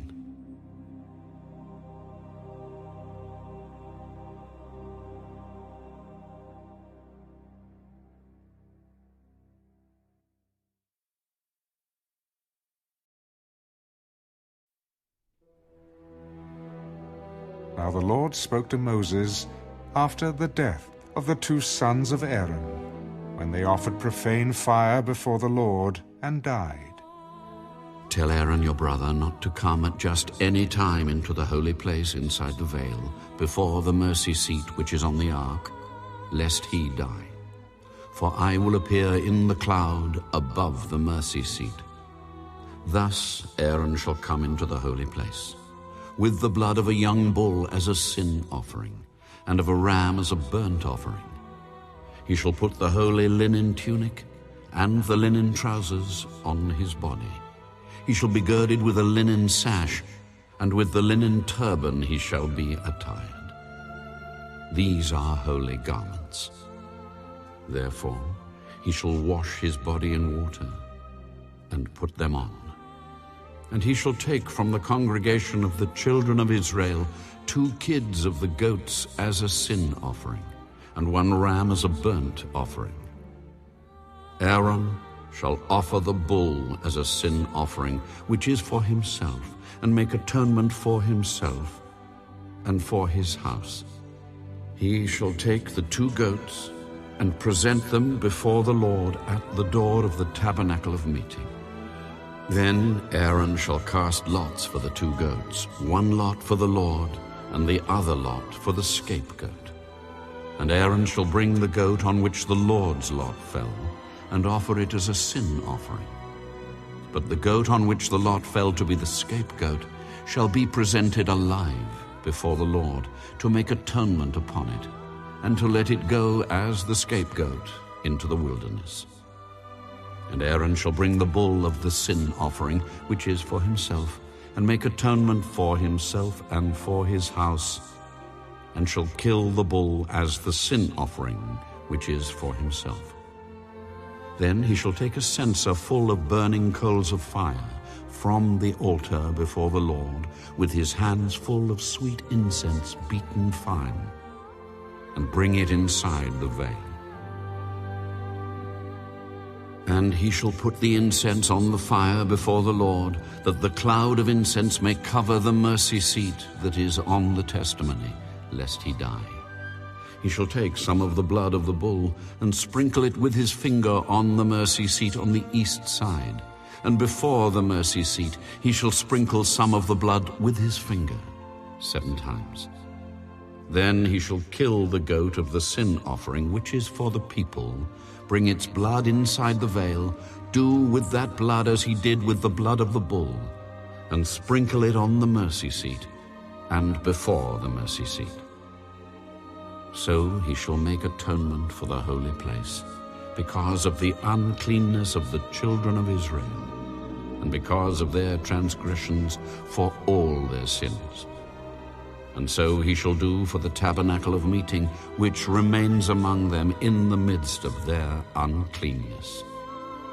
There shall be no man in the tabernacle of meeting when he goes in to make atonement in the holy place until he comes out, that he may make atonement for himself, for his household, and for all the assembly of Israel. And he shall go out to the altar that is before the Lord, and make atonement for it, and shall take some of the blood of the bull and some of the blood of the goat, and put it on the horns of the altar all around. Then he shall sprinkle some of the blood on it with his finger 7 times, cleanse it, and consecrate it from the uncleanness of the children of Israel. And when he has made an end of atoning for the holy place, the tabernacle of meeting, and the altar, he shall bring the live goat. Aaron shall lay both his hands on the head of the live goat, confess over it all the iniquities of the children of Israel, and all their transgressions, concerning all their sins, putting them on the head of the goat, and shall send it away into the wilderness by the hand of a suitable man. The goat shall bear on itself all their iniquities to an uninhabited land, and he shall release the goat in the wilderness. Then Aaron shall come into the tabernacle of meeting, shall take off the linen garments which he put on when he went into the holy place, and shall leave them there. And he shall wash his body with water in a holy place, put on his garments, come out and offer his burnt offering and the burnt offering of the people, and make atonement for himself and for the people. The fat of the sin offering he shall burn on the altar. And he who released the goat as the scapegoat shall wash his clothes and bathe his body in water, and afterward he may come into the camp. The bull for the sin offering and the goat for the sin offering, whose blood was brought in to make atonement in the holy place, shall be carried outside the camp. And they shall burn in the fire their skins, their flesh, and their offal. Then he who burns them shall wash his clothes and bathe his body in water, and afterward he may come into the camp. This shall be a statute forever for you. In the 7th month, on the 10th day of the month, you shall afflict your souls and do no work at all, whether a native of your own country or a stranger who dwells among you. For on that day the priest shall make atonement for you, to cleanse you, that you may be clean from all your sins before the Lord. It is a Sabbath of solemn rest for you, and you shall afflict your souls. It is a statute forever. And the priest who is anointed and consecrated to minister as priest in his father's place shall make atonement, and put on the linen clothes, the holy garments. Then he shall make atonement for the holy sanctuary. And he shall make atonement for the tabernacle of meeting and for the altar. And he shall make atonement for the priests and for all the people of the assembly. This shall be an everlasting statute for you, to make atonement for the children of Israel, for all their sins, once a year. And he did as the Lord commanded Moses.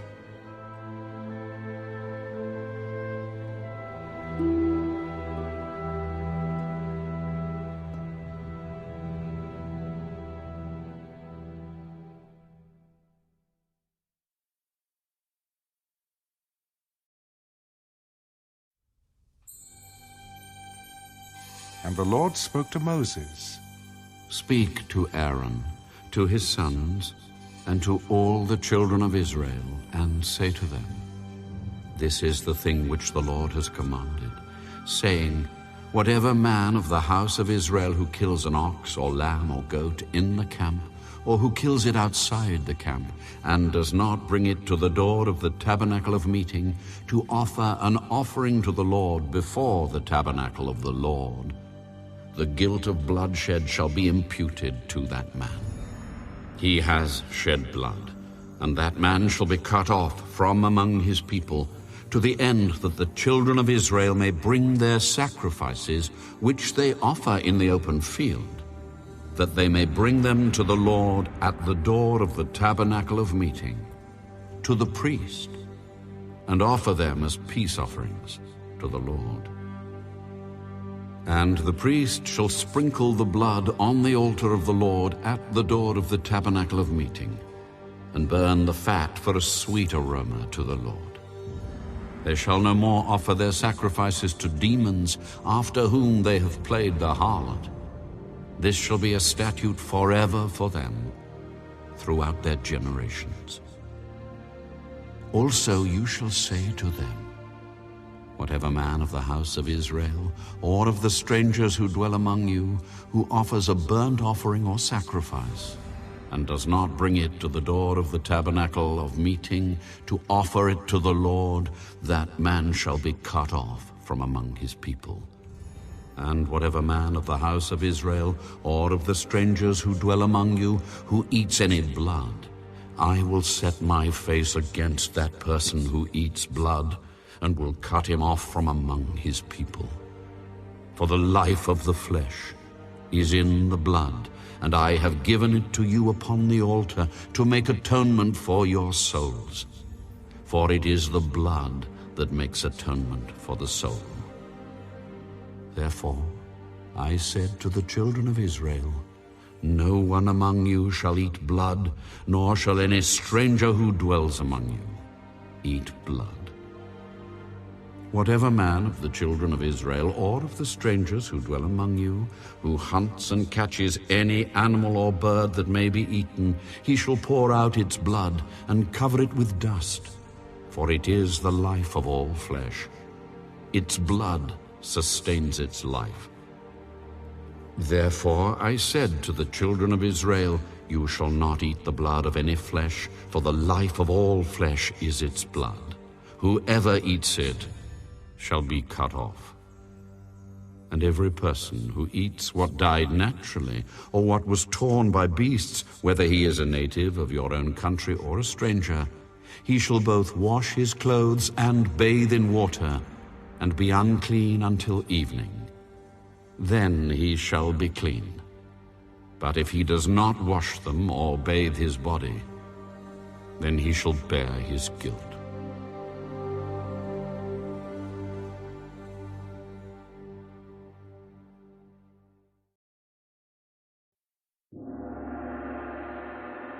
Then the Lord spoke to Moses. Speak to the children of Israel, and say to them, I am the Lord your God. According to the doings of the land of Egypt, where you dwelt, you shall not do. And according to the doings of the land of Canaan, where I am bringing you, you shall not do. Nor shall you walk in their ordinances. You shall observe my judgments, and keep my ordinances to walk in them. I am the Lord your God. You shall therefore keep my statutes and my judgments, which if a man does, he shall live by them. I am the Lord. None of you shall approach anyone who is near of kin to him to uncover his nakedness. I am the Lord. The nakedness of your father or the nakedness of your mother you shall not uncover. She is your mother. You shall not uncover her nakedness. The nakedness of your father's wife you shall not uncover. It is your father's nakedness. The nakedness of your sister, the daughter of your father, or the daughter of your mother, whether born at home or elsewhere, their nakedness you shall not uncover. The nakedness of your son's daughter or your daughter's daughter, their nakedness you shall not uncover, for theirs is your own nakedness.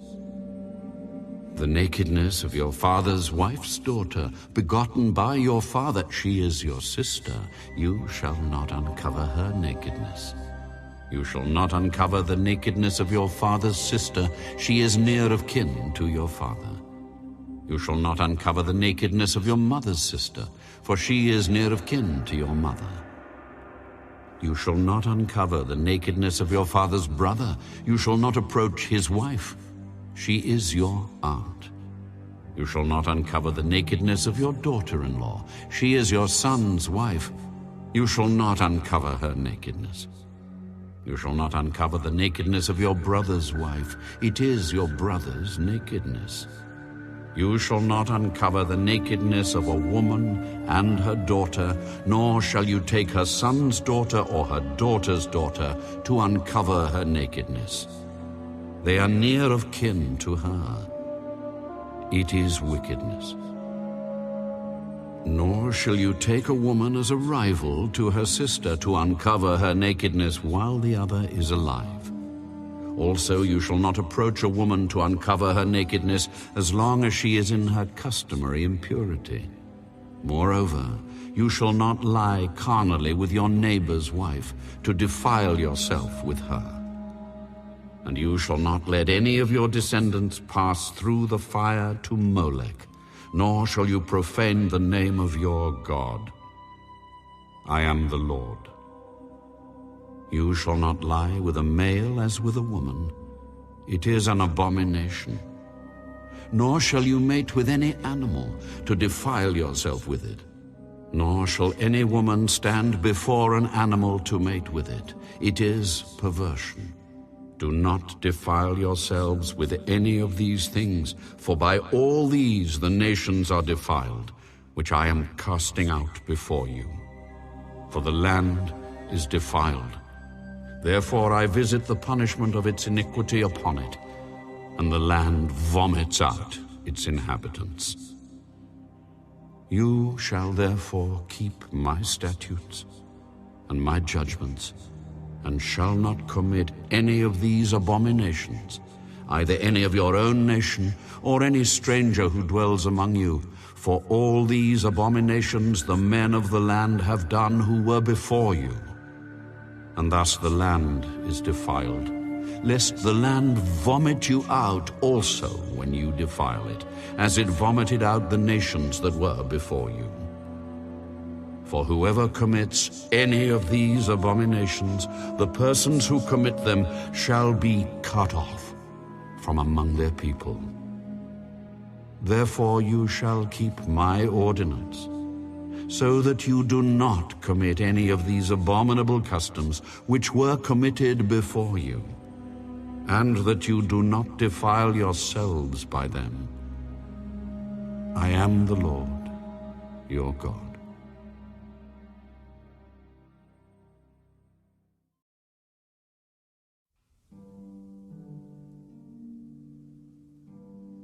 Speak to all the congregation of the children of Israel, and say to them, You shall be holy, for I, the Lord your God, am holy. Every one of you shall revere his mother and his father, and keep my Sabbaths. I am the Lord your God. Do not turn to idols, nor make for yourselves molded gods. I am the Lord your God. And if you offer a sacrifice of a peace offering to the Lord, you shall offer it of your own free will. It shall be eaten the same day you offer it, and on the next day. And if any remains until the third day, it shall be burned in the fire. And if it is eaten at all on the third day, it is an abomination. It shall not be accepted. Therefore everyone who eats it shall bear his iniquity, because he has profaned the hallowed offering of the Lord. And that person shall be cut off from his people. When you reap the harvest of your land, you shall not wholly reap the corners of your field, nor shall you gather the gleanings of your harvest. and you shall not glean your vineyard, nor shall you gather every grape of your vineyard. You shall leave them for the poor and the stranger. I am the Lord your God. You shall not steal, nor deal falsely, nor lie to one another. And you shall not swear by my name falsely, nor shall you profane the name of your God. I am the Lord. You shall not cheat your neighbor, nor rob him. The wages of him who is hired shall not remain with you all night until morning. You shall not curse the deaf, nor put a stumbling block before the blind, but shall fear your God. I am the Lord. You shall do no injustice in judgment. You shall not be partial to the poor, nor honor the person of the mighty. In righteousness you shall judge your neighbor. You shall not go about as a talebearer among your people, nor shall you take a stand against the life of your neighbor. I am the Lord. You shall not hate your brother in your heart.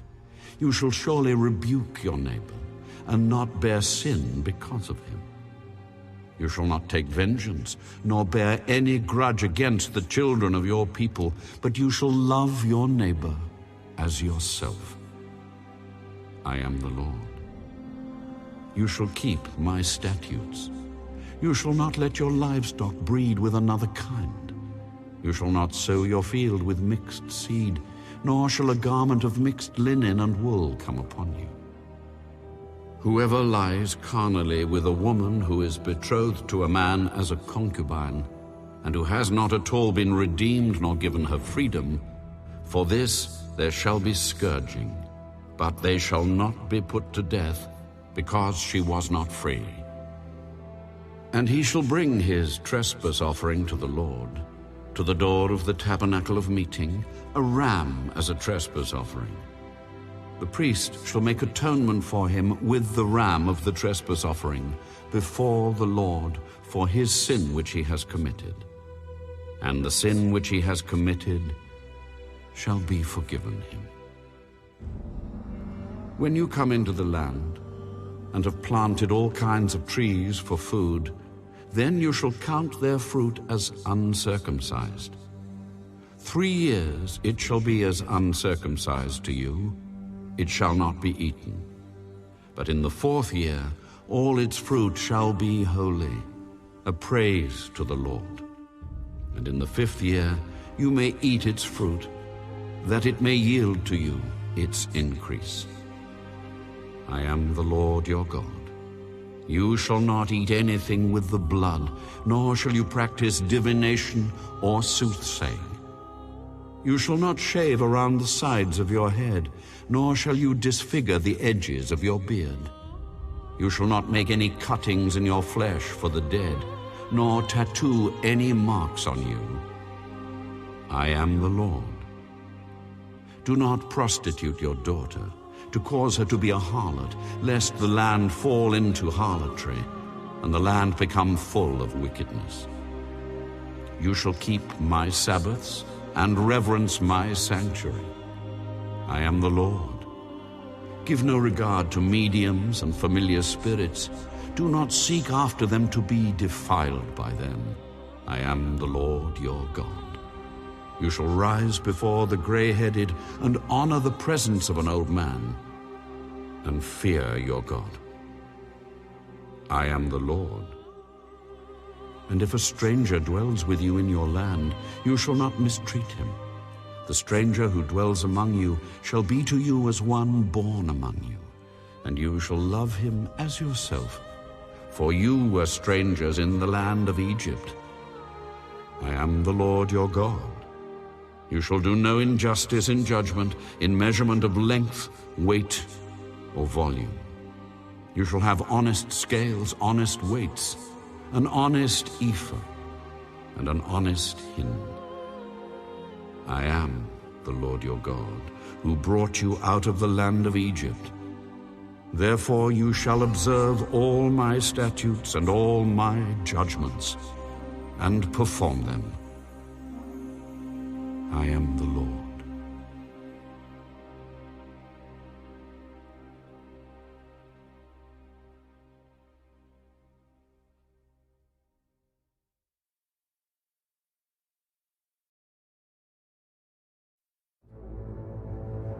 Then the Lord spoke to Moses, Again you shall say to the children of Israel, Whoever of the children of Israel or of the strangers who dwell in Israel, who gives any of his descendants to Molech, he shall surely be put to death. The people of the land shall stone him with stones. I will set my face against that man, and will cut him off from his people, because he has given some of his descendants to Molech, to defile my sanctuary and profane my holy name. And if the people of the land should in any way hide their eyes from the man when he gives some of his descendants to Molech, and they do not kill him, then I will set my face against that man and against his family, and I will cut him off from his people and all who prostitute themselves with him to commit harlotry with Molech. And the person who turns to mediums and familiar spirits to prostitute himself with them, I will set my face against that person and cut him off from his people. Consecrate yourselves, therefore, and be holy, for I am the Lord your God, and you shall keep my statutes and perform them. I am the Lord who sanctifies you. For everyone who curses his father or his mother shall surely be put to death. He has cursed his father or his mother. His blood shall be upon him. The man who commits adultery with another man's wife, he who commits adultery with his neighbor's wife, the adulterer and the adulteress, shall surely be put to death. The man who lies with his father's wife has uncovered his father's nakedness. Both of them shall surely be put to death. Their blood shall be upon them. If a man lies with his daughter-in-law, both of them shall surely be put to death. They have committed perversion. Their blood shall be upon them. If a man lies with a male as he lies with a woman, both of them have committed an abomination. They shall surely be put to death. Their blood shall be upon them. If a man marries a woman and her mother, it is wickedness. They shall be burned with fire, both he and they, that there may be no wickedness among you. If a man mates with an animal, he shall surely be put to death, and you shall kill the animal. If a woman approaches any animal and mates with it, you shall kill the woman and the animal. They shall surely be put to death. Their blood is upon them. If a man takes his sister, his father's daughter, or his mother's daughter, and sees her nakedness, and she sees his nakedness, it is a wicked thing, and they shall be cut off in the sight of their people. He has uncovered his sister's nakedness. He shall bear his guilt. If a man lies with a woman during her sickness and uncovers her nakedness, he has exposed her flow, and she has uncovered the flow of her blood. Both of them shall be cut off from their people. You shall not uncover the nakedness of your mother's sister, nor of your father's sister, for that would uncover his near of kin. They shall bear their guilt. If a man lies with his uncle's wife, he has uncovered his uncle's nakedness. They shall bear their sin. They shall die childless. If a man takes his brother's wife, it is an unclean thing. He has uncovered his brother's nakedness. They shall be childless. You shall therefore keep all my statutes and all my judgments, and perform them, that the land where I am bringing you to dwell may not vomit you out. And you shall not walk in the statutes of the nation which I am casting out before you, for they commit all these things, and therefore I abhor them. But I have said to you, you shall inherit their land, and I will give it to you to possess, a land flowing with milk and honey. I am the Lord your God, who has separated you from the peoples. You shall therefore distinguish between clean animals and unclean, between unclean birds and clean, and you shall not make yourselves abominable by beast or by bird, or by any kind of living thing that creeps on the ground, which I have separated from you as unclean. And you shall be holy to me, for I, the Lord, am holy, and have separated you from the peoples, that you should be mine. A man or a woman who is a medium, or who has familiar spirits, shall surely be put to death. They shall stone them with stones. Their blood shall be upon them.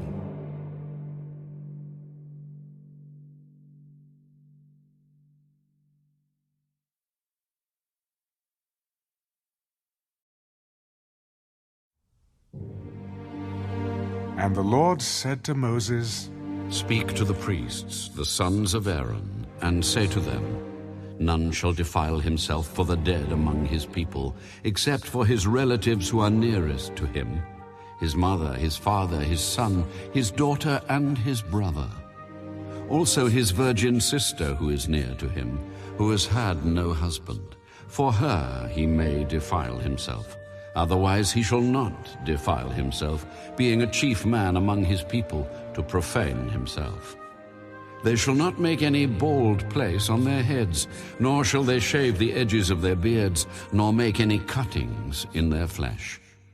They shall be holy to their God, and not profane the name of their God. For they offer the offerings of the Lord made by fire, and the bread of their God. Therefore they shall be holy.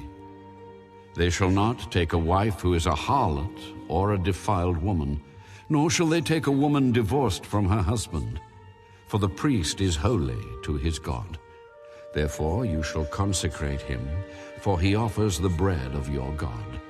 He shall be holy to you, for I, the Lord, who sanctify you, am holy. The daughter of any priest, if she profanes herself by playing the harlot, she profanes her father. She shall be burned with fire. He who is the high priest among his brethren, on whose head the anointing oil was poured, and who is consecrated to wear the garments, shall not uncover his head nor tear his clothes. Nor shall he go near any dead body, nor defile himself for his father or his mother. Nor shall he go out of the sanctuary, nor profane the sanctuary of his God. For the consecration of the anointing oil of his God is upon him. I am the Lord. And he shall take a wife in her virginity, a widow or a divorced woman or a defiled woman or a harlot. These he shall not marry. But he shall take a virgin of his own people as wife. Nor shall he profane his posterity among his people. For I, the Lord, sanctify him. And the Lord spoke to Moses, Speak to Aaron, saying, No man of your descendants in succeeding generations who has any defect may approach to offer the bread of his God. For any man who has a defect shall not approach. A man blind or lame, who has a marred face, or any limb too long, a man who has a broken foot or broken hand, or is a hunchback or a dwarf, or a man who has a defect in his eye, or eczema or scab, or is a eunuch. No man of the descendants of Aaron the priest who has a defect shall come near to offer the offerings made by fire to the Lord. He has a defect. He shall not come near to offer the bread of his God. He may eat the bread of his God, both the most holy and the holy. Only he shall not go near the veil or approach the altar, because he has a defect, lest he profane my sanctuaries. For I, the Lord, sanctify them. And Moses told it to Aaron and his sons, and to all the children of Israel.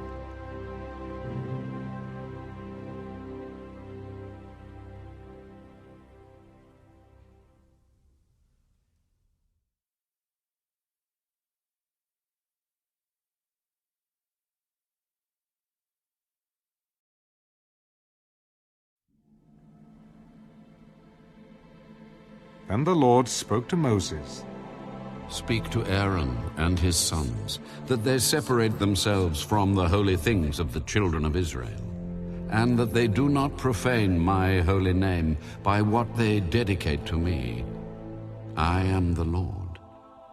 Say to them, whoever of all your descendants throughout your generations who goes near the holy things which the children of Israel dedicate to the Lord while he has uncleanness upon him, that person shall be cut off from my presence. I am the Lord. Whatever man of the descendants of Aaron who is a leper or has a discharge shall not eat the holy offerings until he is clean. And whoever touches anything made unclean by a corpse, or a man who has had an emission of semen, or whoever touches any creeping thing by which he would be made unclean, or any person by whom he would become unclean, whatever his uncleanness may be, the person who has touched any such thing shall be unclean until evening, and shall not eat the holy offerings unless he washes his body with water. And when the sun goes down, he shall be clean, and afterward he may eat the holy offerings, because it is his food. Whatever dies naturally or is torn by beasts he shall not eat, to defile himself with it. I am the Lord. They shall therefore keep my ordinance, lest they bear sin for it and die thereby if they profane it. I, the Lord, sanctify them. No outsider shall eat the holy offering. One who dwells with the priest or a hired servant shall not eat the holy thing. But if the priest buys a person with his money, he may eat it. And one who is born in his house may eat his food. If the priest's daughter is married to an outsider, she may not eat of the holy offerings. But if the priest's daughter is a widow or divorced and has no child, and has returned to her father's house as in her youth, she may eat her father's food. But no outsider shall eat it. And if a man eats the holy offering unintentionally, then he shall restore a holy offering to the priest, and add 1/5 to it. They shall not profane the holy offerings of the children of Israel, which they offer to the Lord, or allow them to bear the guilt of trespass when they eat their holy offerings. For I, the Lord, sanctify them. And the Lord spoke to Moses, Speak to Aaron and his sons and to all the children of Israel, and say to them, whatever man of the house of Israel or of the strangers in Israel who offers his sacrifice for any of his vows or for any of his free will offerings, which they offer to the Lord as a burnt offering, you shall offer of your own free will a male without blemish from the cattle, from the sheep, or from the goats. Whatever has a defect you shall not offer, for it shall not be acceptable on your behalf. And whoever offers a sacrifice of a peace offering to the Lord to fulfill his vow, or a free will offering from the cattle or the sheep, it must be perfect to be accepted. There shall be no defect in it. Those that are blind or broken or maimed, or have an ulcer or eczema or scabs, you shall not offer to the Lord, nor make an offering by fire of them on the altar to the Lord. Either a bull or a lamb that has any limb too long or too short, you may offer as a free will offering. But for a vow it shall not be accepted. You shall not offer to the Lord what is bruised or crushed or torn or cut. Nor shall you make any offering of them in your land. Nor from a foreigner's hand shall you offer any of these as the bread of your God, because their corruption is in them, and defects are in them. They shall not be accepted on your behalf. And the Lord spoke to Moses. When a bull or a sheep or a goat is born, it shall be 7 days with its mother, and from the 8th day and thereafter it shall be accepted as an offering made by fire to the Lord. Whether it is a cow or ewe, do not kill both her and her young on the same day. And when you offer a sacrifice of thanksgiving to the Lord, offer it of your own free will. On the same day it shall be eaten. You shall leave none of it until morning. I am the Lord. Therefore you shall keep my commandments and perform them. I am the Lord. You shall not profane my holy name, but I will be hallowed among the children of Israel. I am the Lord who sanctifies you, who brought you out of the land of Egypt, to be your God. I am the Lord.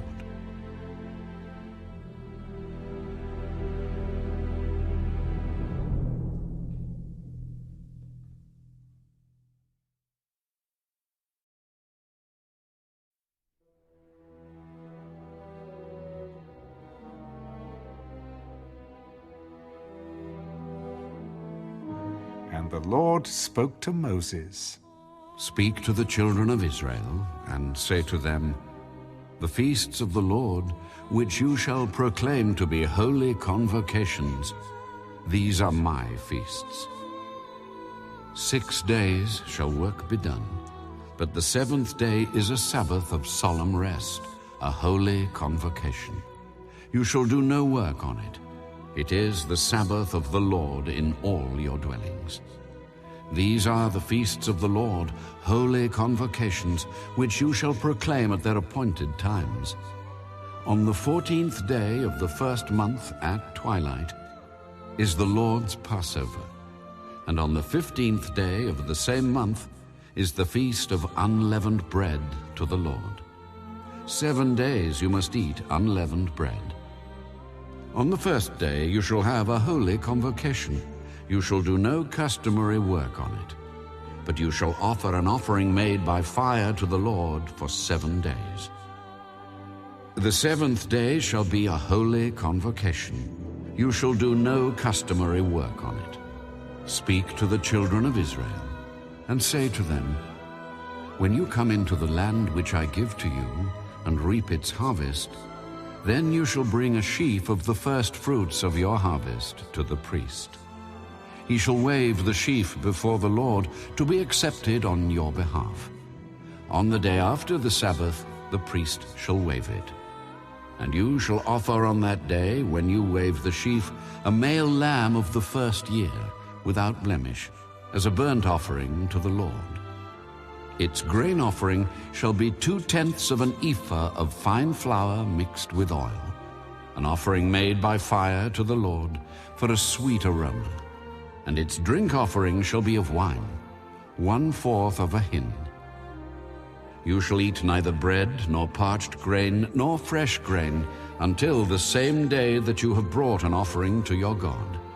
It shall be a statute forever throughout your generations in all your dwellings. And you shall count for yourselves from the day after the Sabbath, from the day that you brought the sheaf of the wave offering, 7 Sabbaths shall be completed. Count 50 days to the day after the 7th Sabbath. Then you shall offer a new grain offering to the Lord. You shall bring from your dwellings 2 wave loaves of 2/10 of an ephah. They shall be of fine flour. They shall be baked with leaven. They are the first fruits to the Lord. And you shall offer with the bread 7 lambs of the first year, without blemish, 1 young bull and 2 rams. They shall be as a burnt offering to the Lord, with their grain offering and their drink offerings, an offering made by fire for a sweet aroma to the Lord.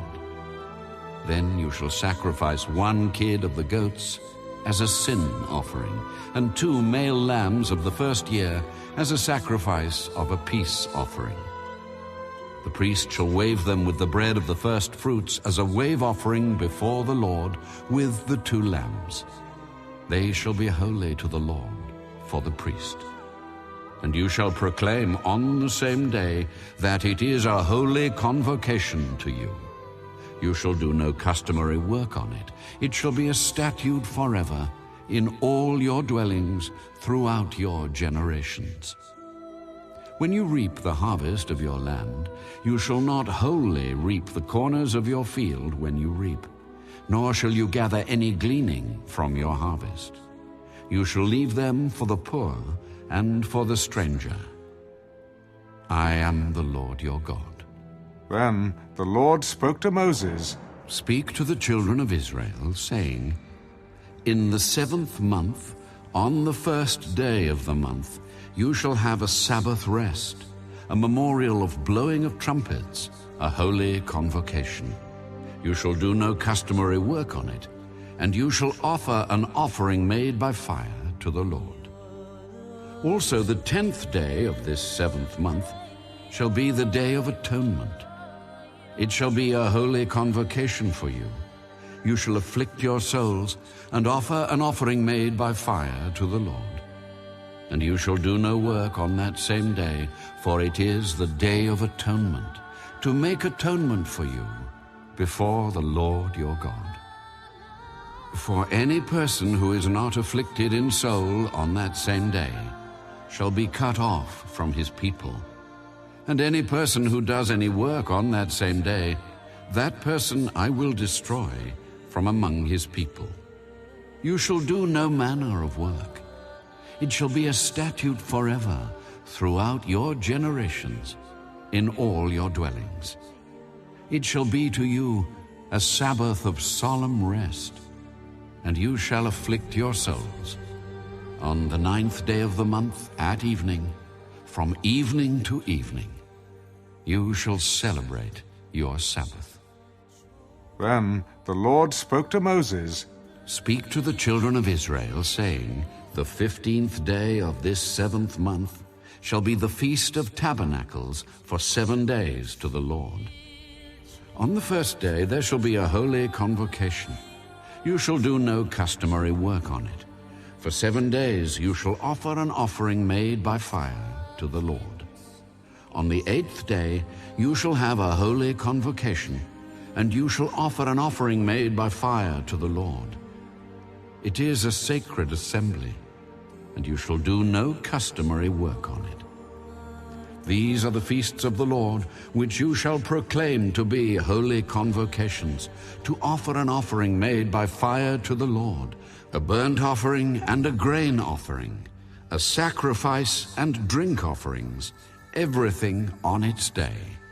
Besides the Sabbaths of the Lord, besides your gifts, besides all your vows, and besides all your free will offerings, which you give to the Lord. Also, on the 15th day of the 7th month, when you have gathered in the fruit of the land, you shall keep the feast of the Lord for 7 days. On the 1st day there shall be a Sabbath rest, and on the 8th day a Sabbath rest. And you shall take for yourselves on the 1st day the fruit of beautiful trees, branches of palm trees, the boughs of leafy trees, and willows of the brook. And you shall rejoice before the Lord your God for 7 days. You shall keep it as a feast to the Lord for 7 days in the year. It shall be a statute forever in your generations. You shall celebrate it in the 7th month. You shall dwell in booths for 7 days. All who are native Israelites shall dwell in booths, that your generations may know that I made the children of Israel dwell in booths when I brought them out of the land of Egypt. I am the Lord your God.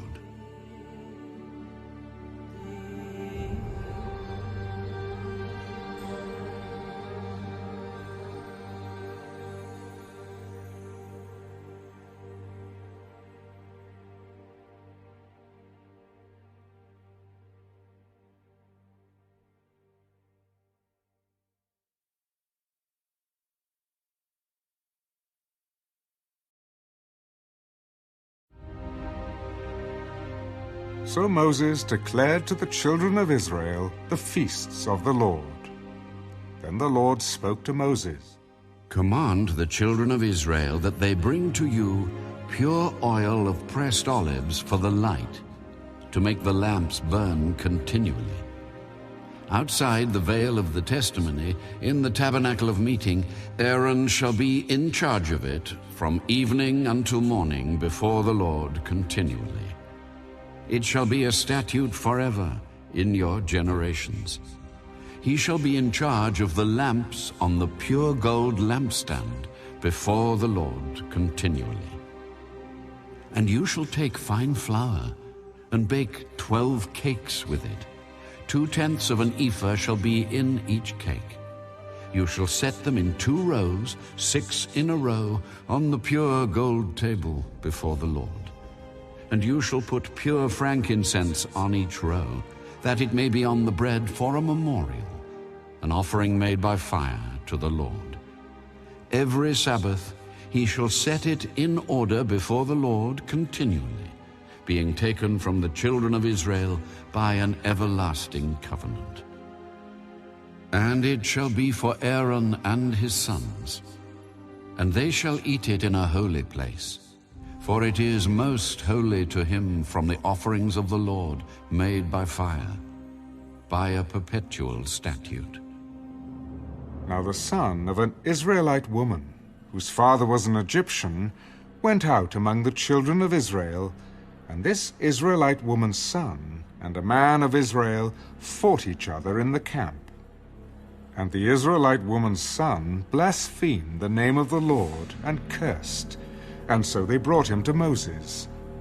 His mother's name was Shelomith, the daughter of Dibri, of the tribe of Dan. Then they put him in custody, that the mind of the Lord might be shown to them. And the Lord spoke to Moses.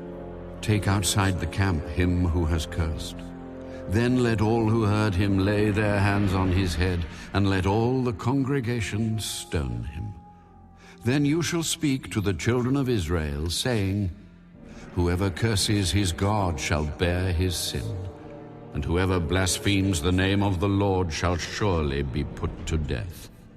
All the congregation shall certainly stone him, the stranger as well as him who is born in the land.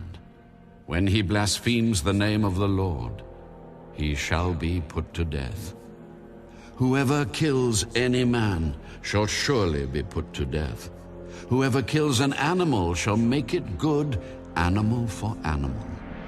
If a man causes disfigurement of his neighbor, as he has done, so shall it be done to him, fracture for fracture, eye for eye, tooth for tooth. As he has caused disfigurement of a man, so shall it be done to him. And whoever kills an animal shall restore it, but whoever kills a man shall be put to death. You shall have the same law for the stranger and for one from your own country. For I am the Lord your God. Then Moses spoke to the children of Israel, and they took outside the camp him who had cursed, and stoned him with stones. So the children of Israel did as the Lord commanded Moses.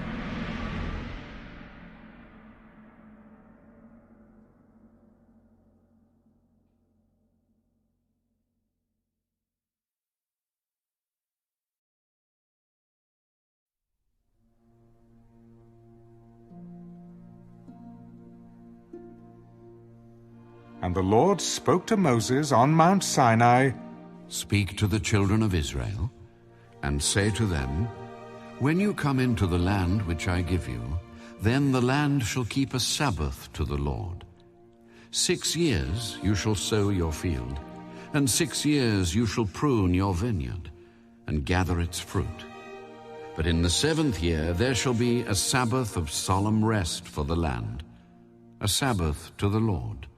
You shall neither sow your field nor prune your vineyard. What grows of its own accord of your harvest you shall not reap, nor gather the grapes of your untended vine, for it is a year of rest for the land.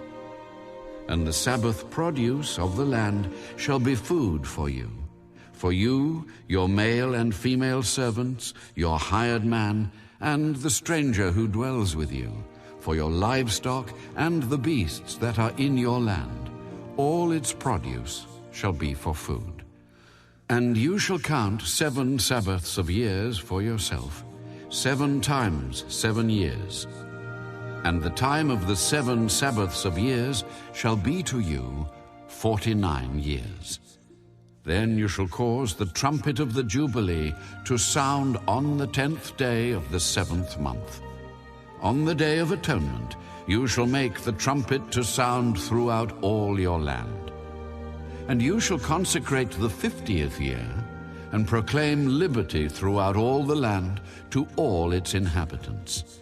It shall be a jubilee for you, and each of you shall return to his possession, and each of you shall return to his family. That 50th year shall be a jubilee to you. In it you shall neither sow nor reap what grows of its own accord, nor gather the grapes of your untended vine. For it is the Jubilee. It shall be holy to you. You shall eat its produce from the field. In this year of Jubilee, each of you shall return to his possession. And if you sell anything to your neighbor, or buy from your neighbor's hand, you shall not oppress one another. According to the number of years after the Jubilee, you shall buy from your neighbor, and according to the number of years of crops, he shall sell to you. According to the multitude of years, you shall increase its price, and according to the fewer number of years, you shall diminish its price. For he sells to you according to the number of the years of the crops. Therefore, you shall not oppress one another, but you shall fear your God, for I am the Lord your God. So you shall observe my statutes, and keep my judgments, and perform them. And you will dwell in the land in safety. Then the land will yield its fruit, and you will eat your fill, and dwell there in safety. And if you say, what shall we eat in the 7th year, since we shall not sow nor gather in our produce?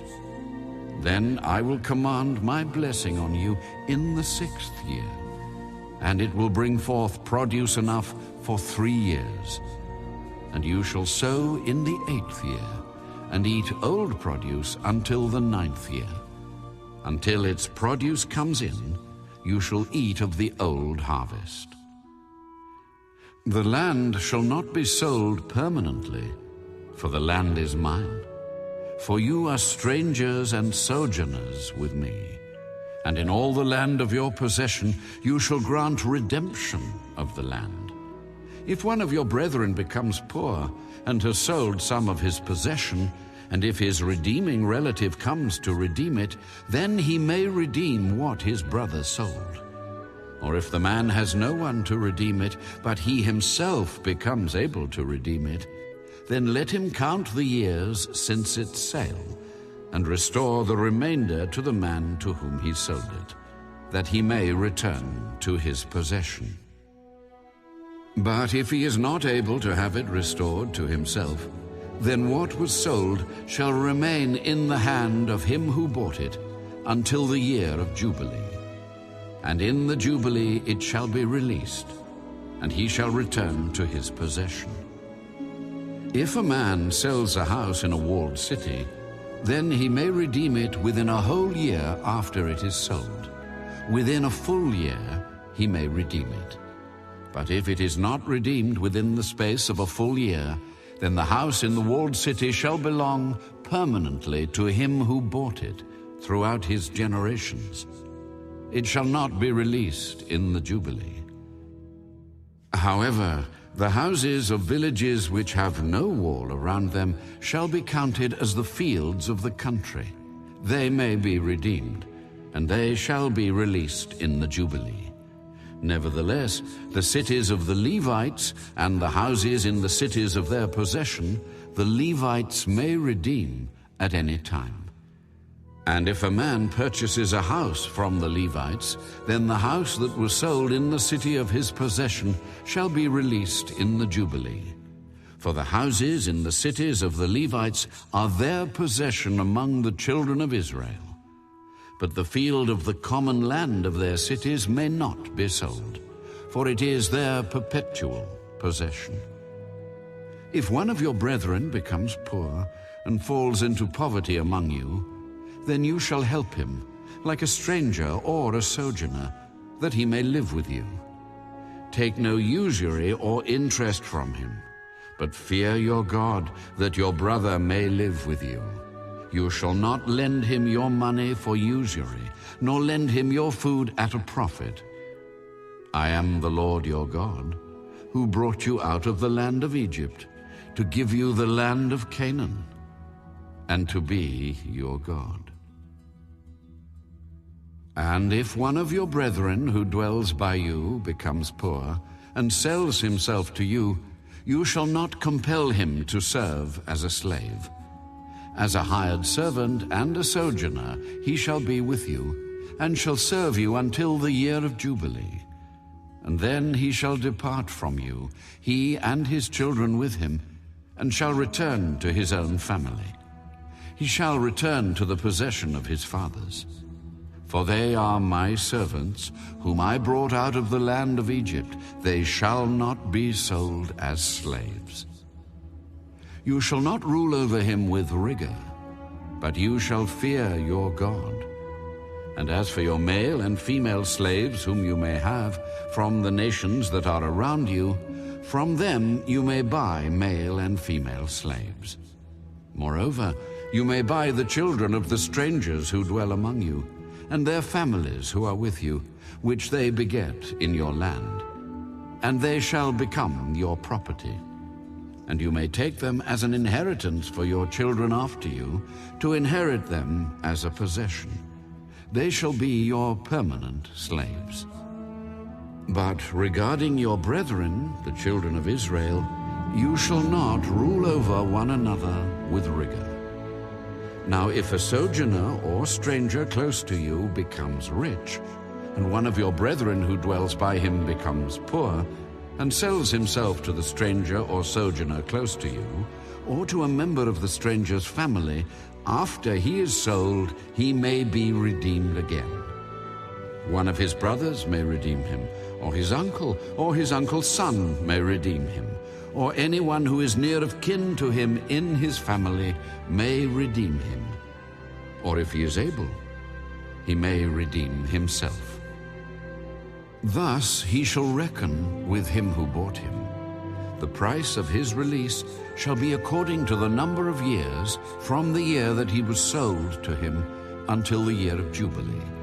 It shall be according to the time of a hired servant for him. If there are still many years remaining, according to them he shall repay the price of his redemption from the money with which he was bought.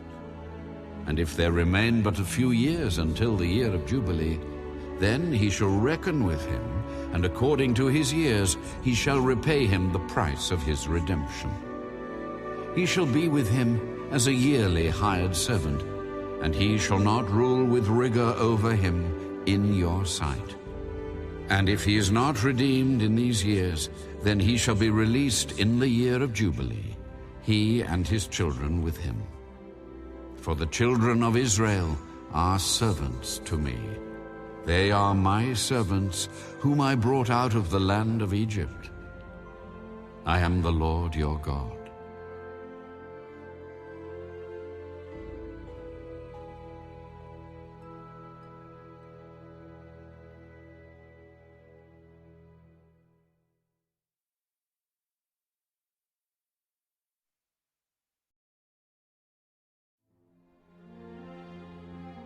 You shall not make idols for yourselves. Neither a carved image nor a sacred pillar shall you rear up for yourselves, nor shall you set up an engraved stone in your land to bow down to it. For I am the Lord your God. You shall keep my Sabbaths and reverence my sanctuary. I am the Lord.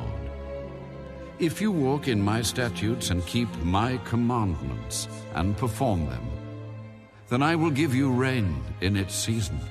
The land shall yield its produce, and the trees of the field shall yield their fruit. Your threshing shall last till the time of vintage, and the vintage shall last till the time of sowing. You shall eat your bread to the full, and dwell in your land safely. I will give peace in the land, and you shall lie down, and none will make you afraid. I will rid the land of evil beasts, and the sword will not go through your land. You will chase your enemies, and they shall fall by the sword before you. 5 of you shall chase 100, and 100 of you shall put 10,000 to flight. Your enemies shall fall by the sword before you. For I will look on you favorably, and make you fruitful, multiply you, and confirm my covenant with you. You shall eat the old harvest, and clear out the old because of the new. I will set my tabernacle among you, and my soul shall not abhor you. I will walk among you, and be your God, and you shall be my people. I am the Lord your God, who brought you out of the land of Egypt, that you should not be their slaves. I have broken the bands of your yoke, and made you walk upright. But if you do not obey me, and do not observe all these commandments, and if you despise my statutes, or if your soul abhors my judgments, so that you do not perform all my commandments, but break my covenant, I also will do this to you. I will even appoint terror over you, wasting disease and fever, which shall consume the eyes, and cause sorrow of heart. And you shall sow your seed in vain, for your enemies shall eat it. I will set my face against you, and you shall be defeated by your enemies. Those who hate you shall reign over you, and you shall flee when no one pursues you. And after all this, if you do not obey me, then I will punish you 7 times more for your sins. I will break the pride of your power. I will make your heavens like iron, and your earth like bronze. And your strength shall be spent in vain. For your land shall not yield its produce, nor shall the trees of the land yield their fruit. Then, if you walk contrary to me, and are not willing to obey me, I will bring on you 7 times more plagues, according to your sins. I will also send wild beasts among you, which shall rob you of your children, destroy your livestock, and make you few in number, and your highways shall be desolate. And if by these things you are not reformed by me, but walk contrary to me, then I also will walk contrary to you, and I will punish you yet 7 times for your sins. And I will bring a sword against you that will execute the vengeance of the covenant. When you are gathered together within your cities, I will send pestilence among you, and you shall be delivered into the hand of the enemy. When I have cut off your supply of bread, 10 women shall bake your bread in 1 oven, and they shall bring back your bread by weight, and you shall eat and not be satisfied. And after all this, if you do not obey me, but walk contrary to me, then I also will walk contrary to you in fury. And I, even I, will chastise you 7 times for your sins. You shall eat the flesh of your sons, and you shall eat the flesh of your daughters. I will destroy your high places, cut down your incense altars, and cast your carcasses on the lifeless forms of your idols. And my soul shall abhor you. I will lay your cities waste, and bring your sanctuaries to desolation. And I will not smell the fragrance of your sweet aromas. I will bring the land to desolation, and your enemies who dwell in it shall be astonished at it. I will scatter you among the nations and draw out a sword after you. Your land shall be desolate, and your cities waste. Then the land shall enjoy its Sabbaths as long as it lies desolate, and you are in your enemy's land. Then the land shall rest and enjoy its Sabbaths. As long as it lies desolate, it shall rest, for the time it did not rest on your Sabbaths when you dwelt in it. And as for those of you who are left, I will send faintness into their hearts in the lands of their enemies. The sound of a shaken leaf shall cause them to flee. They shall flee as though fleeing from a sword, and they shall fall when no one pursues. They shall stumble over one another, as it were before a sword, when no one pursues. And you shall have no power to stand before your enemies. You shall perish among the nations, and the land of your enemies shall eat you up. And those of you who are left shall waste away in their iniquity in your enemies' lands. Also in their fathers' iniquities, which are with them, they shall waste away. But if they confess their iniquity and the iniquity of their fathers with their unfaithfulness in which they were unfaithful to me, and that they also have walked contrary to me, and that I also have walked contrary to them, and have brought them into the land of their enemies, if their uncircumcised hearts are humbled, and they accept their guilt, then I will remember my covenant with Jacob, and my covenant with Isaac, and my covenant with Abraham. I will remember. I will remember the land. The land also shall be left empty by them, and will enjoy its Sabbaths while it lies desolate without them. They will accept their guilt because they despised my judgments, and because their soul abhorred my statutes. Yet for all that, when they are in the land of their enemies, I will not cast them away, nor shall I abhor them to utterly destroy them and break my covenant with them. For I am the Lord their God. But for their sake I will remember the covenant of their ancestors, whom I brought out of the land of Egypt in the sight of the nations, that I might be their God. I am the Lord. These are the statutes and judgments and laws which the Lord made between himself and the children of Israel on Mount Sinai by the hand of Moses.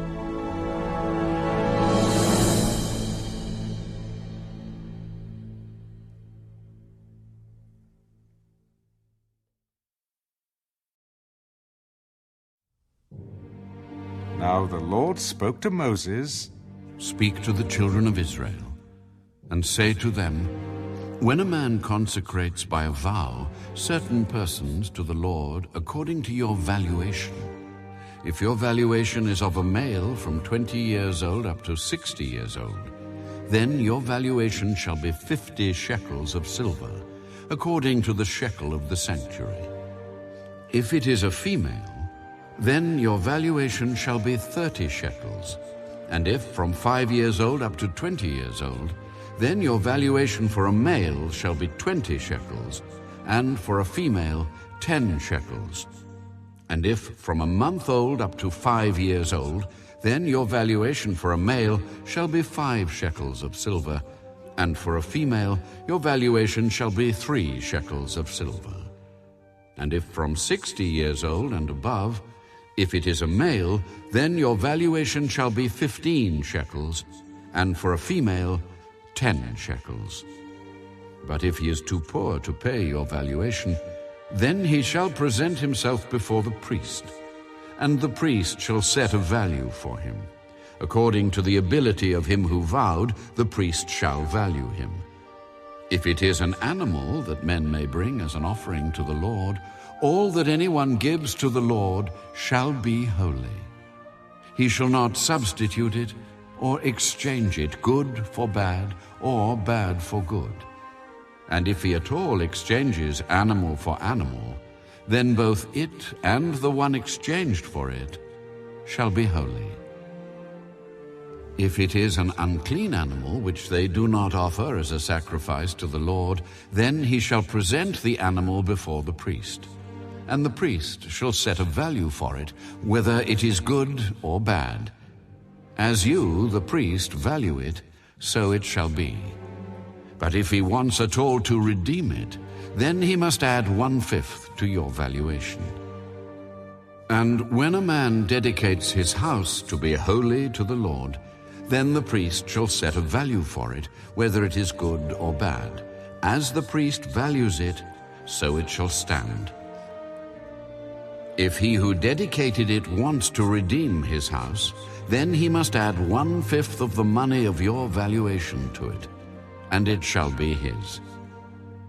If a man dedicates to the Lord part of a field of his possession, then your valuation shall be according to the seed for it.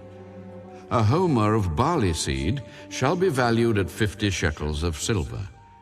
If he dedicates his field from the year of Jubilee, according to your valuation it shall stand.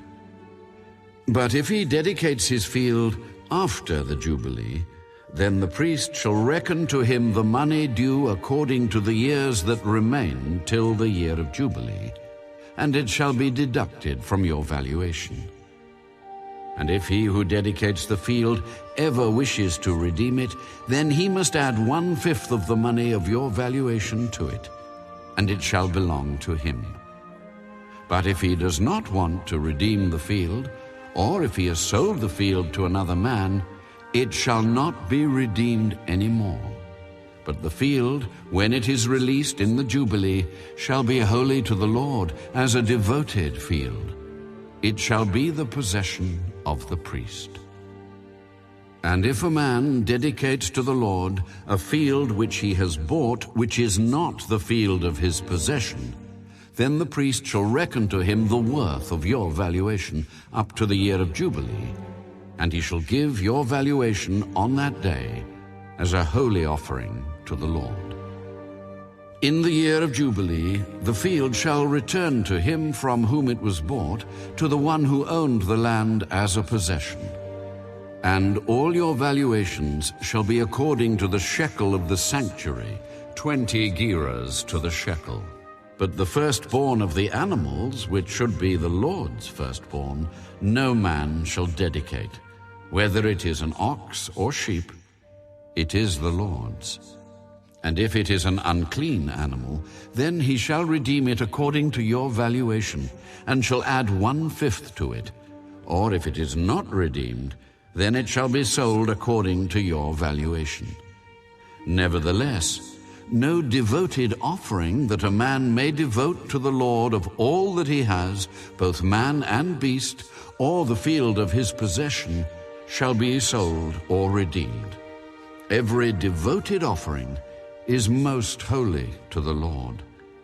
No person under the ban who may become doomed to destruction among men shall be redeemed, but shall surely be put to death. And all the tithe of the land, whether of the seed of the land or of the fruit of the tree, is the Lord's. It is holy to the Lord. If a man wants at all to redeem any of his tithes, he shall add 1/5 to it. And concerning the tithe of the herd or the flock, of whatever passes under the rod, the 10th one shall be holy to the Lord. He shall not inquire whether it is good or bad, nor shall he exchange it.